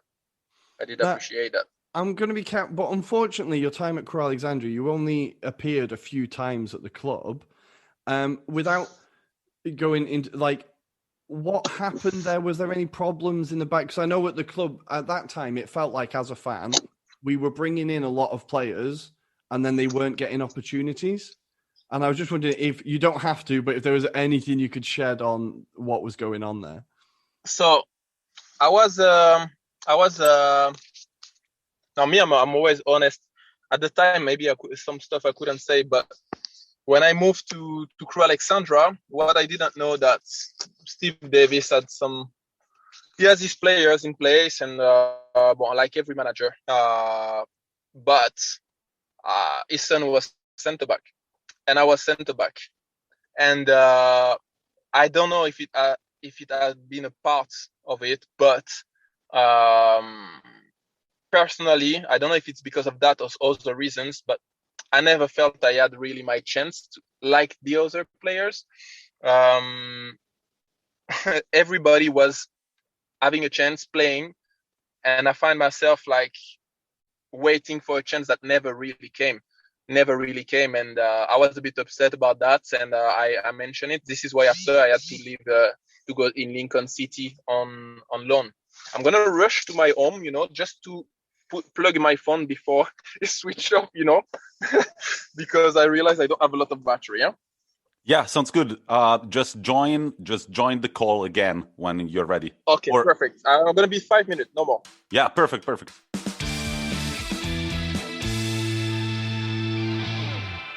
So we are at Crewe Alexandra, and things haven't gone exactly to plan. But from there, you have the opportunity to join Lincoln on loan, and at the time they were in the National League. So you got a bit more of an opportunity there. How did it feel to have a fresh start and kind of go again? So I was first disappointed because obviously I wanted to make my great first step in professional English professional football. The fact that I had to go back to Lincoln, I was not very happy about that because I had the feeling that I already achieved this level with Macclesfield. So going back to National League with Lincoln, but I was happy to be able to play because when you love football, you just want to be on the pitch and show what you're able to do. And I've been there and I really enjoyed my time because the manager was Gary Simpson at the time, ex-Macclesfield manager. And he just let me express myself. He just said, play. and I did well. I played 14 games and I scored 3 goals for him. And I was really happy. I enjoyed my time there. Now, did you find that you held any like anger towards like Crewe Alexandra or towards the people at the club afterwards, or is it just part and parcel of the game? You move on, and honestly, every single person, maybe but the manager, every single person treated me really well in Crewe Alexandra. Crewe Alexandra is also a family club, and from the chairman to many people of the staff, I always had a great relationship. And even now, when it's Christmas, I text most of the people there because I am like this. If you treated me well, I have to have respect to you, and everybody there. And even when I had the chance to go back in Crew Alexandra, I was saying, with pleasure. And I have nothing against Crew Alexandra, but I didn't like how the manager treated me when I was there. The manager maybe will never be my good friend, but the rest, everybody from the assistant, everybody, I have really nothing to say about them. Rory, we can't hear you. Yes, I know. Good. Okay. So, sorry, that was a slight mishap. So, moving on from Lincoln, you go to Notts County, and here you work under two managers who have a bit of a reputation in the game. So, starting with Mark Cooper, I remember him. He did a fantastic job with Tamworth in the lower leagues. So how was it to play under a manager like Mark Cooper? He, like I said, he does have a very good reputation around the game. I had a different manager that year, but Mark Cooper I think he has a great communication with players. He knows how to communicate with players, so he knows how to get out the best of his players. It was a particular season with Notts County because everybody was expecting Notts County to go back up straight away to League One, and that was a completely different season. So even Mark Cooper, I believe, have more faith when he arrived than when he was leaving the moment, because there were too many complications inside the club maybe. But I have to say that his tactical point of view, I liked this tactical point of view because he's a manager who likes to play football, and this is what I love to do. I don't like kicking, heading. So it was matching with my personality. Nice. And I wanted to ask you on this regard. So how important is a manager in football? Meaning, besides the motivation, how important it is to understand the player that you have and kind of build the system around them, but also making a player, get a player used to play in a different system? So I would say the hardest part is the communication, because obviously I believe the hard part for a manager is to make everybody happy. And many managers will tell you, you're not going to make everybody happy, because there will be the ones on the bench. There will be the one who always played before this manager arrived, and now they don't play because the manager has other point of view. This is very difficult, I think. The manager position is a very difficult position to have. And the best ones, they are the ones that manage to have a great communication with every player, the one on the pitch, the one on the bench, the one on the stand, the young players who make the first step in a team, and make them all together adapt themselves to his philosophy of coaching, to his vision of coaching, and his tactical point of view. After abilities, I believe if you have a bit of knowledge, you're always able to correct the player when he does something wrong. But at that level, the player should be able to correct himself first. Yeah. And then after your experience at Notts County, you still played in England for quite a few years at Barrow and Welling United, where you made quite a lot of appearances. So it feels like finally you found a manager that really trusted you and made you play the sport that you love. Yes, I have to say, in all those clubs before to go to Barrow, I still had a great time in most of the clubs. In Crew Alexandra, I was friends with Matthias Pogba, so I was still enjoying my time there because we were two Frenchies and we were always together. We were living very close to each other, so we're always together.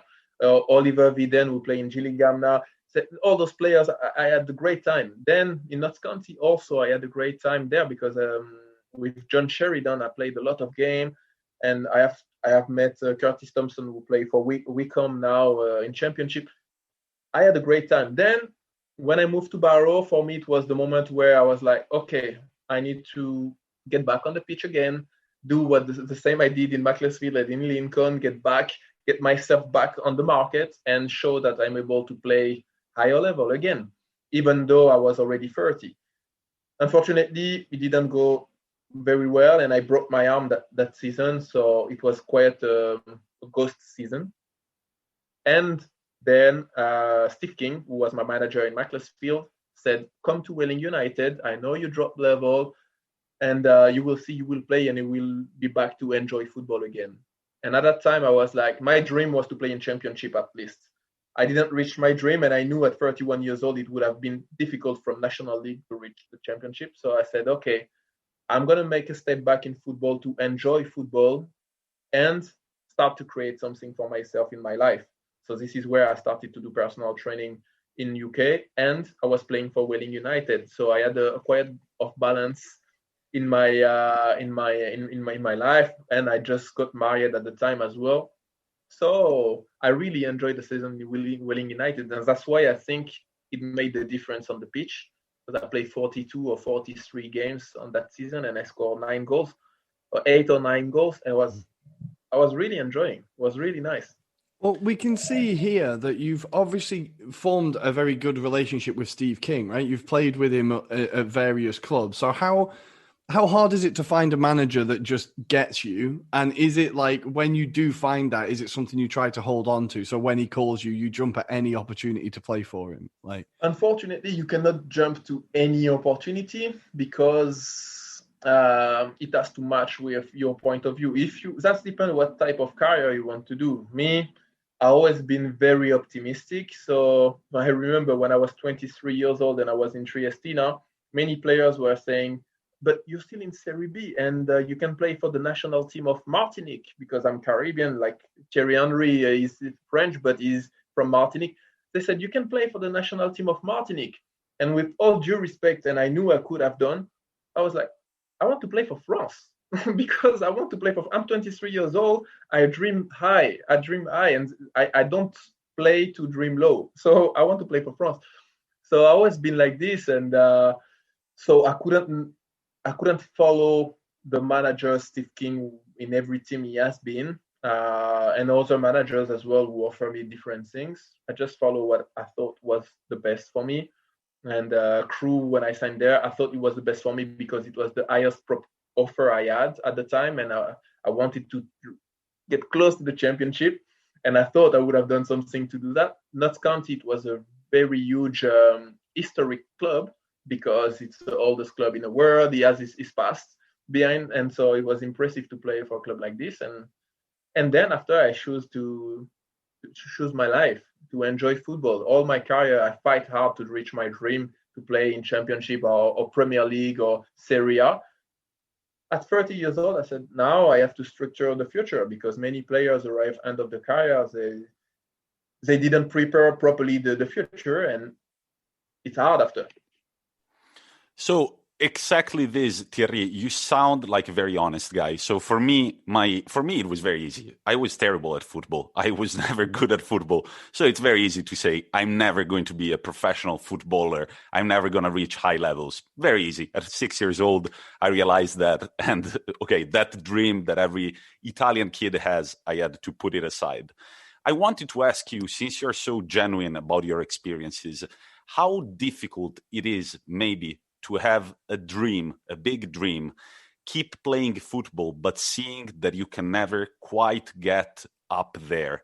Is it frustrating? How did you cope with moving from one town to another town, from one country to another country, chasing that dream, and then realizing that, just like you said, you have to reinvent yourself after a certain age and chase a new dream? How did you cope with all this stress, we could say? You have to be humble in life, and it's true that the hardest bit, I think, at the early stage of my career was to see other players with who I play or against who I play reaching crazy level, and you are still fighting to get your place in a decent level. That was frustrating, because when I was every time for about 3 to 4 years, I was never watching football on TV, because every time I was switching on my TV, I was seeing Hugo Lloris, who played for Tottenham. I was seeing Abu Dhabi, who played for Arsenal. I was seeing every time I was seeing people. I was happy for them, but I was like, I'm still not there. I'm still far away from that. And that was frustrating. Then you have to keep believing. This is what pushed me to go in UK and try there. You have to keep believing. I believed in my abilities. Everybody was saying you're never going to play in England until you don't play start 11 in Serie B. I never played full season start 11 in Serie B, and I did play in UK. I did play in England. I did do great things still. So everything is possible. Sometimes there is also the chance, the luck, the luck who comes around, because if you arrive at the right time at the right club, it does happen like this. Sometimes I was close to that chance, and that's part of the game. You have to accept it.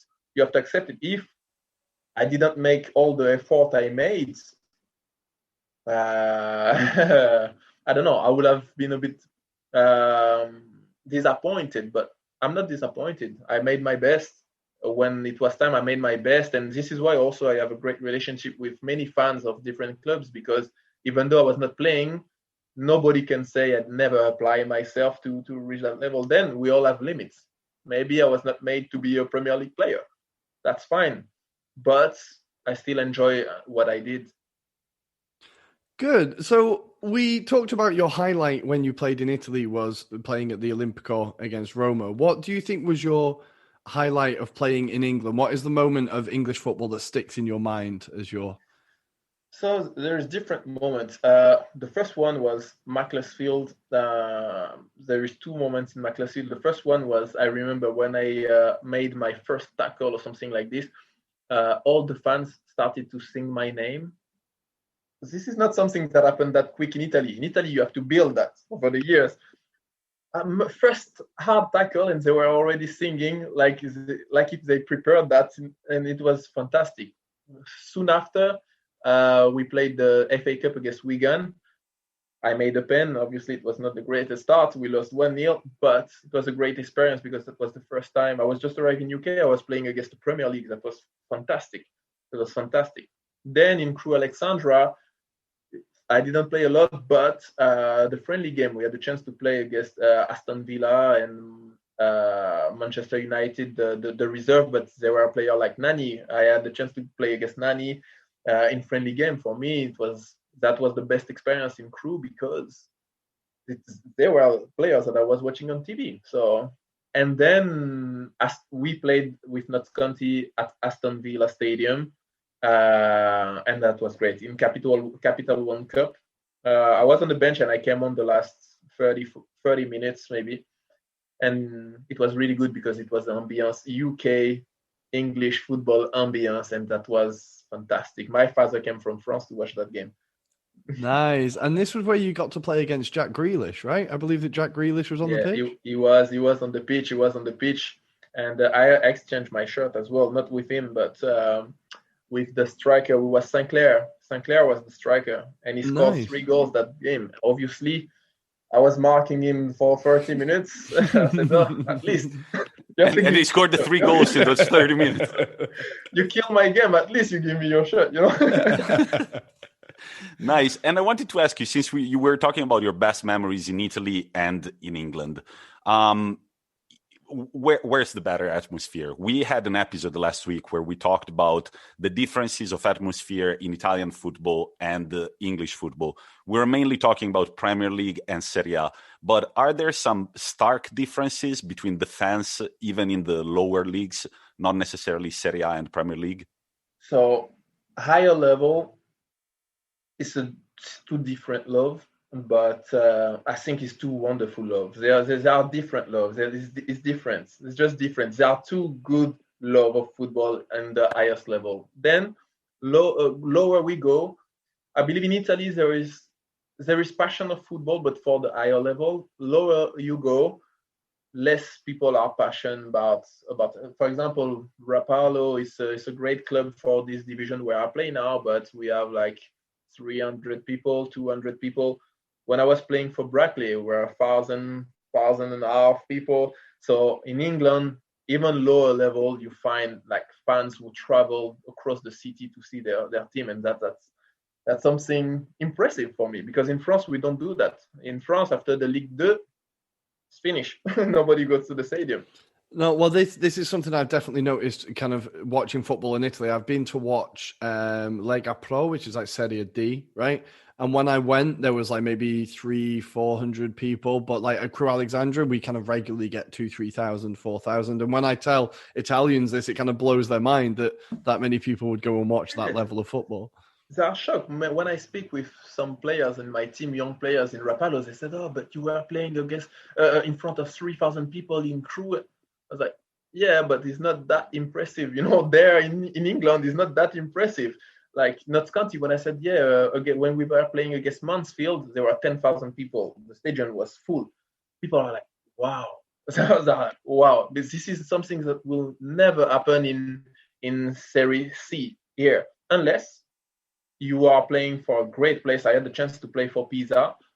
Pisa, they have a huge fan base. And yes, sometimes we had the stadium, maybe not full because it was not the great period of time, but it was really good fans, for example. Or some teams in the south as well. I know they have like huge fans as well in Serie C, but more often you find it in UK. And so right now you live in Italy. You play for Rapallo. And how is this experience? Because at the same time, you have started your own agency. So tell us a little bit, what is it about? How did the idea come about? And in what field do you exactly operate? So what happened is I started personal training the last 2 years I was in UK. And because I wanted to stay in sports, that was my good excuse to stay fit all the time, even after football. Because I don't want to allow myself to let myself go after all those efforts. And then after, it was going well. And after that, I was thinking, I still have to have something into football when I finish football, because I will miss it. I will miss it, and I need something in football. And from that moment, as I know, I don't really want to be a football manager, because I know it must not be easy, and you have to really love to do that job. Football agents, I'm not sure, every job have the good and bad part of it. Me, I traveled a lot. I don't really want to travel after football. I just want to stay a bit calm and start to settle my life. So I decided to create Audel Sports, which was already my kind of brand for the personal training, because I was like, maybe all the chance I never had from some managers or some people around me, I will be able to give this chance to players to try to reach the professional level. So it can be across advice, it can be across training. But I always say, if I had the chance to have someone who is able to push me and give me the right advice to go higher at a higher level, I think I would have done better, because I would have avoided mistakes. I have many stories about this, but I would have avoided mistake. I would have believed more in some moments, even though I believed a lot, and I would have been more passionate sometimes. So this is you're trying to be also sort of like motivating figure for younger players, a sort of a life coach, they call it these days, which sounds kind of diminishing in my opinion. It sounds big and small at the same time, like life coach. But how important is the psychology in football? This is very important. And indeed, when I decided this company, I didn't want to be those other things that I named, because all those other things, they do it for a purpose. Most of the time is money. And if you're not that player, there will be other player. I didn't want to be around that, because it's important to help the person to reach what he wants to reach. The mental in football, I think, is the most important part, because I saw players better than me, much better than me in Auxerre, and they never made it. Not because they were not good enough, they were much better than me, much better, but they were not ready to accept some situation, to work out when it was time to work out, to stay quiet when it was time to stay quiet, and to show that they are not happy when it's time to show that they are not happy. They didn't manage that, and they didn't make it. The same way I saw players, I think they were not better than me, but they were more clever. They were more clever in everything they were doing, in the communication with the manager, in the communication with the agent. They had the guts to show what they're able to do outside the pitch in the right way. So, Thierry, you're basically saying that I still have a chance, right? I just have to sign up to your You know agency. how to talk, yeah. Let's go. I still have a chance. I I always say, if my son have a little bit of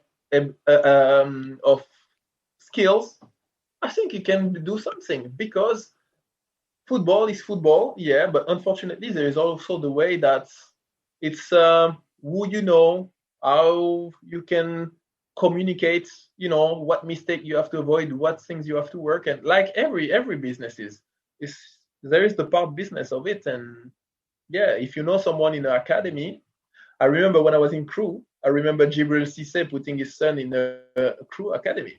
So, and I met him and I made the pictures of course with him, because this is Jibril Cisse, but his son was in Crew Alexandra Academy. So he's obviously Jibril Cisse's son will be accepted. We know that. I do remember that story being on the crew website, and I got very excited about it when I saw that. But so, does your son play football? He had played football in England, but me, I'm not a kind of pushing person. He has to do what he loves to do. Now he likes to play volleyball. I said play volleyball. I'm not pushing. Football has to be a passion, not a job. And me, I played because my cousin was playing high level when I was young, and I had the passion to look at him. My son had the passion when I was in Notts County, because he was already watching every game. Now in Italy, like relax, volleyball on the beach. So it's more happy like this. Nice, very good. And I think, yeah, you said football has to be a passion, not a job. And it feels like throughout your career, that was the motivating factor. You mentioned multiple times that you were finally enjoying yourself. You were doing what you loved. And it sounds like if there is not that strong passion, there can't be all the rest. You are very, very talented, naturally talented, and you will make a career anyway. Or you have to have a little bit of passion, because there is the football pitch and there is everything around. There is when you have to go to the hotel, what you have to eat, when you have to sleep. You don't go to party. I know people goes to party and drink, but if you want to do the things perfectly, you avoid those things. I never drank because I don't like it, maybe, but party, I remember the first party I made, I was pretty old, because every time my friend was saying we go to party, I was like, I need to sleep because tomorrow I want to train well. I know I was a bit too much, but that was my way to give me my best chance to make it. Nice. Okay, so Thierry, before we let you go, once again, thank you for coming on, but we just want to ask you a few questions, just quick questions. So starting with, who is the best player you have played with? In France, I would say Abu Dhabi, because he was really impressive. I'm sorry for him that he had a lot of injuries while he was in Arsenal, because I think he would have made great things. And when he reached France national team, this is where he was getting more and more injured. He was one of the best. Then in England, I had different players. They are maybe not famous, but there is a player that I played in Notts County called Stanley Arbora. He was a Belgian player. You could give him the ball in front of 4 players. You knew he will not lose the ball. That was impressive. That he was an impressive player. There were a lot of players that was impressive, but he is the first one who come in my mind. Yeah, and in Italy, I don't know, to be fair. I had the great players who play with me, but maybe Thierry Audel himself. No, no, I wasn't that impressive. I was a hard worker, football player, but not impressive. Maybe Christian Pasquato, ex Juventus player. I remember when he came on loan from Juventus to Triestina, he had this baby face, and he doesn't know that, but if he knows it one day, that's fine. And when he arrived to save us in the situation we were, I saw his face and I was like, this is not a baby who's going to save us, right? But I said it like this with one of my friends, and I remember the first game he touched the ball. I was like, this guy is impressive. I was like, never judge a book by its cover. He was impressive, the way he was touching the ball, and he is the one who made me score my first goal in Serie B because he took this free kick, hit the post, and I was there behind to score. So yeah, he was young and impressive. Nice. So there's two things. So I also support Arsenal, and Abu Dhabi is one of the players that I always think of. Like, if I could take the injuries away from any player, it would be him. He was so like when he arrived, people said he was going to be the next Vieira, which I felt like was a bit too much praise. But then you saw him play, and you're like, this guy has everything. He was an unbelievable player, but. You mentioned in training it was instant. Is it that quick when you see someone you can just see how good they are? Like when you know football, yes. Like when someone is as quality, you just see it. That depends the type of player. Christian Pasquato, he was a technical player, so you can see it. Some other players, like in Notts County, Alan Smith, he was not technically was good, but he's not the kind of Cristiano Ronaldo tic-tac. But every time he was doing something, he was with his head was on the ball, not his feet. He was thinking about everything he was doing. So, but you notice it. You notice it in a couple of minutes. I remember the ex-manager in France, Auxerre. He was called Giroud. Was the manager of the first team, who had Djibril Cissé and all the players at the time. Mexes, he trained all those players. He said, you can judge a player when he come out of his car. He was saying this, when a player come out of this car, you can judge if he's a good player or not. That was a bit excessive, but I really like the sentence. Wow. That guy was at Auxerre for a long time, right? That manager was, yes. He was there for a long time. Nice. So the next question is, who is the best player you've played against? There were a lot. So when I was young, I had the chance to play against Karim Benzema and Atem Ben Arfa, because they were both playing. They were both playing in Lyon at the time. We were 17, and I was playing for Auxerre, and we played in a league against. That was too much. They were both good. I thought Ben Arfa was even better than Benzema at the time, but you could see already his head was not completely right at the time already, but he was really, really, really good. Then a year before, I played against Samir Nasri, who played Man City, and because again, youth academy, he was playing for Marseille, and I was playing for East near Marseille. He was impressive. Then after moving to Italy, Giulio Battista, Menez, and Vucinic. I always say Vucinic. One day he was protecting the ball near the line, and I ran as crazy, and I wanted to move him to take the ball, to save the ball, to go out, because it was our ball, and I've been with all my strength. He didn't move one inch. He was skinny, but he was so strong, and I felt really powerless on that. And he looks intimidating. He is an intimidating dude. He didn't move. He didn't move. You could see the guy was strong inside. He has strength. Even though he was not big, I was taller than him, but he had strength. And then yes, and in UK, I would say Sinclair, Grealish was they were the one I remember the most. Nani, Benteke as well. When we play friendly game with Crew Alexandra, I played against Benteke. He scored 3 goals that game. Was impressive. I mark him on corner. I touch his back to mark him on corner. I felt like it was a wall. I was like, oh, okay, okay. So, since you are a center back, I wanted to ask you a little bit about, before we let you go for real, I just wanted to ask you a little bit about the defensive system. And let's start from this question. Who is in your opinion, the best center back of all time? And who is your favorite center back at the moment? I've always been a fan of Lilian Thuram.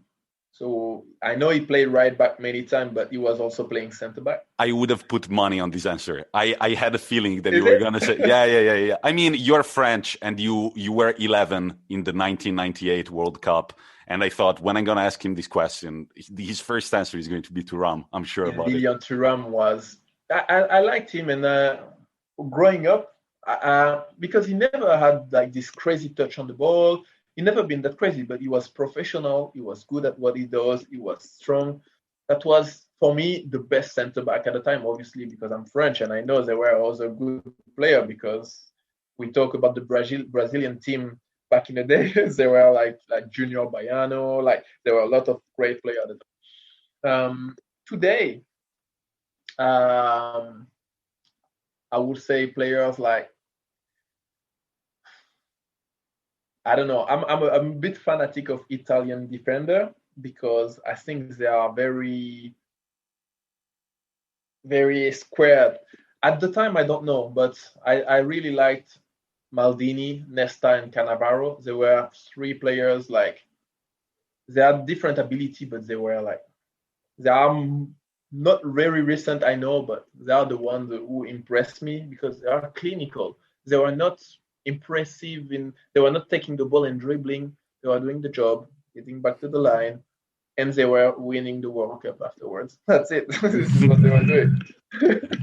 And what about right now? What about in today's footballing world? Who is one center back that really stands out to you? The one I like is Varane. Varane is a good player. I think he's same. He's not very impressive. He's not strong, but he does his job, and he's very quiet. I like quiet players. I like quiet players who does the job on the pitch. You never hear about him, but he's still playing in the best club in the world, and he does the job. Then I know he play more, he play less, but when he was on the pitch, start 11, he was always doing his job. So yeah, that's one of my favorite at the moment. And this is my last question, then I don't know if Roy has got more. So I was reading the other day, unfortunately, well, I know we could keep going for days if we didn't have lives besides the podcast. But no, the other day I was reading an impressive stat, unfortunately didn't note it down, about how many teams in Italy play with the three-man defense and how many teams in Europe play with a four-man defense. And it's ridiculous. Almost all Italian teams in Serie A, they play with a three-man defense. But then if you look at the Champions League, it's something that besides Italian teams, very few teams use. So what is I feel like it's a bit of, like the three-man defense has always existed. But over the past years, we've seen an insistence in Italian football to promote this system. So you've played both in Italy and in England. Why do you think that Italian managers favor this type of defensive system rather than using a classic four-man defense backline? I think it's more to be attacking when you have the possession of the ball, so you get more men in the opponent part of the pitch. But it's true that in this type of tactical things, you have to have the right players to do that, because it did happen to me to play in a situation where on the side you didn't have the runners to go up and down, because this job is hard. I think it's hard. You have to defend, you have to attack. If you don't have the right player in the right position, you get counter all the time and you struggle, because then you have one less man at the back, and this is not easy. I have to say I put my trust in Italian managers like Ranieri, for example. I know it's not the best time in Sampdoria, but those managers, when they go to UK, for example, when he has been to Leicester, it shows that the mix between the quality of player in UK plus the tactical point of view, Italian point of view, it does match. It does match, because I think Italian point of view tactically is the best. In Italy, you maybe do it too much, but when you go abroad, adding these things that in UK, honestly, you don't. I don't know in Premier League. I never played there, but in lower level, you don't do that tactic. You don't do that much tactical things. You just put set pieces in place and you see a bit. But when you match both, you have an Italian manager who bring that to UK football. I think it's a perfect match. It's a perfect match. Yeah, because it's yeah. Can you say something to my friend Bryce, who calls Serie A the slow league? Low. No, Serie A. I think Serie A changed. When I was young and I was watching Serie A, we were talking about Ronaldo, the real one. Ronaldo, we were talking about Seedorf, we are talking about Edgar Davids, we are talking about David Trezeguet, Paben Nedved, Inzaghi. We are talking about a huge Serie A. Today, I think it did change a bit. I think it did change a bit. I don't know why, but it's not the same. When you watch Milan, even though there is Ibrahimovic and stuff, it's still not the same Milan that it was before when you had Marcel Desailly at the back and you had all those Pirlo and all phenomenal players. Okay, but so on our final question, final question. No worries. Which football do you prefer to watch? Are you going to watch, if you're sat on a Saturday afternoon and you've got a choice, you're on the sofa, are you going for the Premier League or are you going for Serie A? Premier League. Good choice. That's the right answer. I'm sorry about that, but I'm fanatic of English football. And what, unfortunately, with the stadium empty, is a bit different. It's a bit different. But with full stadium, Premier League. And which team are you following in the Premier League? Arsenal. Yes, good choice. It's almost a French team, Arsenal. So you have made my day. I swear, you've made my day. Let's see if you can make mine too. Do you support any team in Italy? I was supporting a team in Italy. Yes. Okay, what team is it? Juventus. Oh, this is tense. But okay, close. okay. I kind of expected this because when you grew up, Juventus was basically the Arsenal of Italy, all French players, right? Lilian Thuram was playing for Juventus, so I was following Juventus. Yeah. You? Me, Inter. Oh, so close. Yeah. So let's not talk about how the situation is currently looking. I'm knocking on wood right now. But one last question. This is to wrap everything up. The stupid question. You live in Genova. You play in Rapallo. Have you seen Ibrahimovic around these days at Sanremo? He's around your area. I saw he made some crazy comment like always he did, but I haven't seen him. This guy make me laugh because I know he's not making it serious. It's just having a joke with people. Yeah, absolutely. He definitely does it for a reaction, I think. But anyway, Thierry, thank you for joining us. We will be keeping an eye on Rapallo's season and we will be keeping our listeners up to date with how it goes. Thank you for coming on. It's been a pleasure and best of luck with the rest of the season and with your Audel Sports. Thank you. Thank you very much. I appreciate it.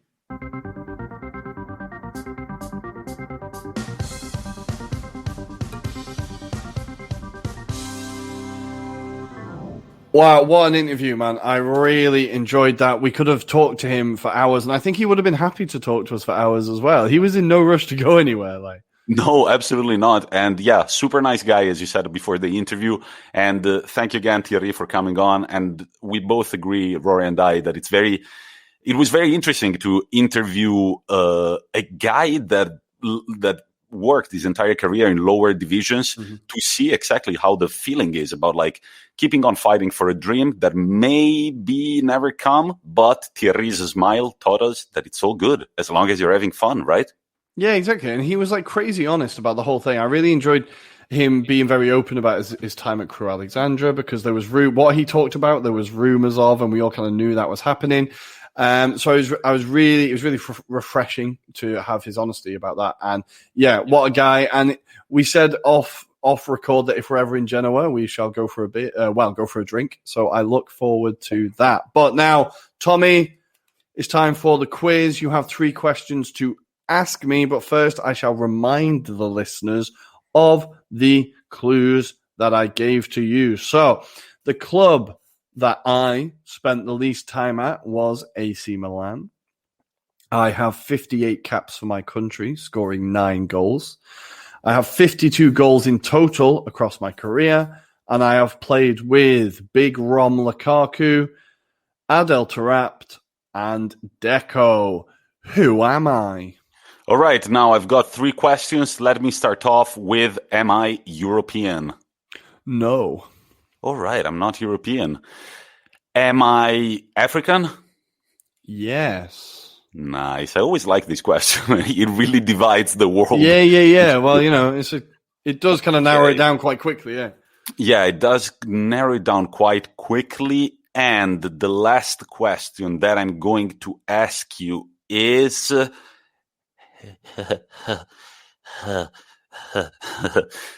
I played... listeners, I'm not sure what he's doing either. I can't see his hands off camera. I don't know what's going on. Have I played with Adel Tarabt at AC Milan? It was at Milan. All right. So I'm African and I played with Adel Tarabt at AC Milan, which is the club I played for the shortest.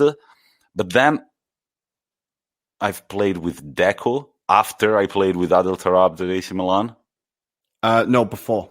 So they were not in chronological order. No, but I said I'd clear this up at the end of the show. Don't worry, I'm not breaking any promises. You didn't clear it up. Okay, so I played in order with Romelu Lukaku, Deco, and the last one in chronological order was Adel Tarabt at AC Milan. Correct. I'm an African player. I'm trying to think. Somebody who played with Deco when Deco was Deco. Maybe at Chelsea. Who came from Chelsea to AC Milan? I'm trying to think of an African player who moved to Chelsea, from Chelsea to AC Milan. I'm very confused. I don't know what to say. I'm kind of stuck here. I have no idea. I really have no idea who the player is. I'll give you some clues until you figure it out, right? Yeah, go for the listener. Okay. He started his career at Bastia. Okay. Moving on to Lyon. Okay. Where he then went to Chelsea. Okay. At which point he went on loan to Real Madrid. No. He then joined Milan for 1 year.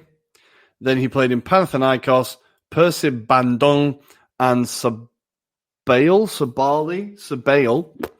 And he is now assistant manager at FC Nordjylland. He is from Ghana. Is it Essien? Hey! Yeah, there we go. I forgot about that AC Milan spell. Yeah, it wasn't. I forgot he was there as well. It was, he's from Ghana then. Damn, 52 goals in his career. That's quite a lot of goals for the position he played in. I remember he scored an absolute blinder against Arsenal at Stamford Bridge 1 year, like an absolute belter. He could hit him. I remember that. And whenever I think of Essien, I also think of Appiah. Do you remember Appiah?